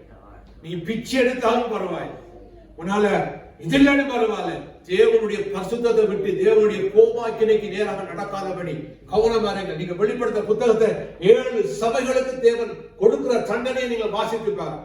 எனக்கு ஆச்சரியம். நான் நேற்றைக்கு சில வசனங்களை தேடலாம் என்று கொண்டோடனை தேடி பார்த்து கொண்டே வருகிறேன். ஜூதா புத்தகத்தோட கிருபையை குறித்த வார்த்தை ஜூதா புத்தகத்தோட முடிகிறது. சிந்திக்கிறேன், வெளிப்படுத்தல் கிருபை, வெளிப்படுத்தல் நியாய தீர்ப்பின் புத்தகம், வெளிப்படுத்தல் 2ஆம் வருகைக்குரிய காரியங்கள், அதற்கு பின்பதாக நடக்கிற காரியங்களை கொடுத்து பேரம் சொல்லுகிறது. கிருபை யூதா புத்தகத்தோட முடிகிறது. சகோதரர் நல்லா புரிந்து கொள்ளுங்கள் அருமை சகோதரர். ஏசாவை போல சீர்கெட்டவனா இருக்க வேண்டும். ஏசா ஒரு நேர சிறப்பான கூழுக்கு ஆசைப்பட்டு தன்னுடைய எல்லாவற்றையும் விட்டு போட்டான். சீர்கெட்டவன் சொல்லுகிறது. நீ தேவ சமந்து போகும்பொழுது சீர்கெட்டவனே என்று கர்த்தர் சொல்லாதவர். அவருடைய முகத்தை பார்க்கும் பொழுது அவர் நம்மை திருப்பிக் கொள்ளாதவர். எனக்கு தெரியாதுன்னு சொல்லாத. நீங்க ஞாபகப்படுத்த ஆண்டவரே சுரண்டி சொல்லும் என்ன தெரியாத, நான் தான் ஈசாக்கு சுவிசில இருந்தேன், ஆல்மைட்டி காட்சியை உன்னை அறிய அக்கிரம செய்ய காரணம் என்று. ஆனா உண்மையும் உத்தமமா இருந்தால் கர்த்தர் சொல்லுகிறப்பா, உனக்காக நான் ஆயத்தப்படுத்தி இருக்கிற சந்தோஷத்துக்குள்ள பிரவேசிக்கின்றோம். தொடர்ந்து நாங்கள் இந்த கிருபையை இழந்து போறத கிருபையை குறித்து பார்ப்போம். தாவீது சொல்லுகிற சில காரியங்களை பார்ப்போம். சவுல் புதிய ஏற்பாட்டில் பவுல் கிருபை குறித்து என்ன சொல்லியிருக்கிறார் கொஞ்ச நாளைக்கு பார்க்க போகிறோம். தேவனுடைய கிருபையை இழந்து போகாதீர்கள், பரிசுத்தத்தில் நிற்போம். கர்த்தர் உங்களை ஆசீர்வதிப்பார். ஒரு சிறிய ஜெபத்தை செபித்து முடிப்போம். அடுத்த ஞாயிற்றுக்கிழமை நாங்கள் சந்திப்போம். சனிக்கிழமை ஜெப கூட்டத்தில் நாங்கள் சந்திப்போம். கண்கள் முடிச்சு பண்ணுவோமா? சின்னவர்கள் பெரியவர்கள் எல்லாம் இதை கேட்டுக்கொண்டிருக்கிற அருமையான சகோதரர்களை நம்மை ஒரு விசை சீர்தூக்கிப்பார், நாம் ஆராய்ந்துப்பார். ஒரு நேரத்தில் சொல்லப்படுகிறது, வீட்டில் இருக்கிற தங்கம் வெள்ளி எல்லாத்தையும் வெளியில எறிவார்கள். ஏனால் பிரயோசனப்படாது. கால் கொண்டே போடுறதுக்கு எங்க வெளியில வைக்க போகும். எனக்கு ஒரு தம்பி சொன்னான், அந்த கடைசி நேர சண்டை நேரங்களில அள்ளி பணத்தை கொடுப்பார்களாம், கொண்டு போக முடியாது. தண்ணியில பயங்கர சண்டை, எல்லாரும் சனங்கள் செத்து கிடக்கிறாங்க. அங்க சேர்த்து வைக்க காசுகளை தம்பி எங்கடா போறா, இந்தா கொண்டு போ, எவ்வளவு தூக்கி கொண்டு வருகிறது, கொண்டு வர முடியாதபடி வீணா போய்விடும். அதே போல ஒரு காலம் வருகிறது. கண்களை மூடி நாம் செபிக்க போகிறோம். ஒருவரும் கர்த்தருடைய கிருபையை இழந்து போகாதபடி நாம் மிக கவனமாய் வாழுங்கள். ஏனென்றால் கிருபை இழக்கும் பொழுது நமக்கு கசப்பான வேர் முளை தெளிம்பி அது கலகத்தை கொண்டு வருகிறது. அது கலகம் கொண்டு வரும் பொழுது அது அநேகரை தீட்டுப்படுத்து. ஒரு நேர சாப்பாட்டுக்காக பேசிக் கள்ளனான, ஒரு நேர ஆகாரத்துக்காக தன் சேஷ்ட புத்திர பாகத்தை அசட்டை பண்ணின ஏசாவை போல ஒருவனும் இருக்க வேண்டும். ஒரு சிறிய காரியத்துக்காக, ஒரு நேர சாப்பாட்டுக்காக, ஒரு நேர சாப்பாட்டுக்காக கர்த்தருடைய காரியங்களை அசட்டை பண்ணுகிற ஒருவன் இந்த உலகத்தில் இல்லாட்டி கிறிஸ்தவத்தில் இருக்கக்கூடாது. இதை எபிரேயர் எழுதின புத்தகத்திலே எழுதியவர் சொல்லுகிறார். மிக கவனம். ஏனால் அவன் திரும்ப வந்து அழுது புலம்பியும் அவன் தேவனுடைய ஆசீர்வாதத்தை பெற முடியாதவனாய் போய்விட்டான். அன்பு தகப்பனே, என்னை கேட்ட இந்த வார்த்தைகளுக்காக நான் ஜெபிக்கிறேன். என் உள்ளத்தில் நீர் நெருங்குகிறீர்கள் கர்த்தாவே. இது எனக்கு என்னை இன்னொரு விதத்தில் அதை இந்த வார்த்தைகளோட பேசுகிறபடியால் நன்றியாளர். என் குறைவுகள், என் குற்றங்களை மன்னி. இதுவரை சில வேளைகளை அறியாமல் ஏதாவது செய்திருந்தால், அறியாமல் செய்திருந்தால் என் தேவனை எங்களை கிருபை பாராட்டும்படியா நான் செய்வேன். எங்களை மேலே உடைய கிருபையை எடுத்து போடாதே. தாவீது சொன்னது போல, ஆண்டவரே உடைய கிருபை என்னை விட்டு விலகிக் கொள்ளாத இரும் என்று சொல்லி சங்கீதம் 51 சொல்லுகிறார். அவருக்கு தெரியும் நான் பாவம் செய்துட்டேன், தேவன் என் மேல சவுலின் மேல இருந்து கிருபை எடுத்தது போல என்னையும் எடுத்து விடுவார் என்று தாவீது விண்ணப்பம் பண்ணினதை நாங்கள் பார்க்கிறோம். அடியான் மேல, மனைவி, பிள்ளைகள் மேல, சபையார் மேல, அதுவரை உண்மை அறிந்த ஒவ்வொரு பிள்ளைகள் மேல உடைய கிருபையை நாங்கள் வைக்கிறோம். கர்த்தாவே, தங்களை பாதுகாத்துக் கொள்ள கர்த்தர் உதவி செய்கிறார். இந்த வார்த்தைகள் ஜனங்கள் மத்தியில பேசப்படுவதா, உள்ளத்தை மாற்றத்துக்கு ஆண்டவர் பரிசுத்தமாய் வாழும்படி தங்களை ஒப்புக் கொடுப்பார்களா, எல்லா அவயவங்கள், எங்கள் எண்ணங்கள், பார்வைகள், எண்ணங்கள், பேச்சுகள் எல்லாவற்றிலும் உமக்கு பிரியமான பரிசுத்தம் இருக்கும்படி நாங்கள் எங்களை ஒப்புக் கொடுக்கிறோம். ஏனென்றால் நீ பரிசுத்தர், அழைத்தவரின் பரிசுத்தர். நீ பரிசுத்தராய் இருக்கிறது போல நாங்களும் பரிசுத்தராய் இருக்கும்படி எங்களுக்கு உங்களுடைய கிருபையை பாராட்டு. எங்கள் மேல இருக்கிற உங்களுடைய கிருபையை எடுத்துக்கொள்ளலாம். உடைய கருத்தில் எங்களை ஒப்புக் கொடுக்கும். சபையாரை ஆசீர்வதியும். வர முடியாத ஒவ்வொருவர் மேலும் உடைய கருத்தில் ஒப்புக் கொடுக்கும். கர்த்தாவே, இந்த வார்த்தைகளை இதுல Facebookல பார்க்கிறவர்களை கர்த்தாவே தொடு ஆசீர்வதி. உடைய கருத்தில் ஒப்புக் கொடுக்கும். உயிர்த்தெழுந்த இயேசு கிறிஸ்துவின் நாமத்தினால பிள்ளைகளை ஆசீர்வதித்து வியாதிகள், பலவீனங்கள் மாறட்டும். ஒருவராவது ஆண்டவரே வியாதிப்படக்கூடாது. இந்த கொரோனா வல்லமைகள் இந்த பிள்ளைகள் மேல ஒருவர் மேலும் பலன் செய்யக்கூடாது என்று நான் இயேசுவின் நாமத்துல கட்டளை கொடுக்கிறேன். கர்த்தாவே, ஒவ்வொருவரையும் பாதுகாத்துக் கொள்ளுங்க. பண தேவைகளை சந்தி எல்லாவற்றிலும் சுகமா இருக்கும்படி நான் இயேசுவின் நாமத்தினால கட்டளை கொடுக்கிறேன். ஆசீர்வதி. இயேசுவின் நாமத்தினால செபிக்கிறோம் நல்ல பிதாவே. ஆமென். ஆமென். கர்த்தர் உங்களை ஆசீர்வதிப்பார்.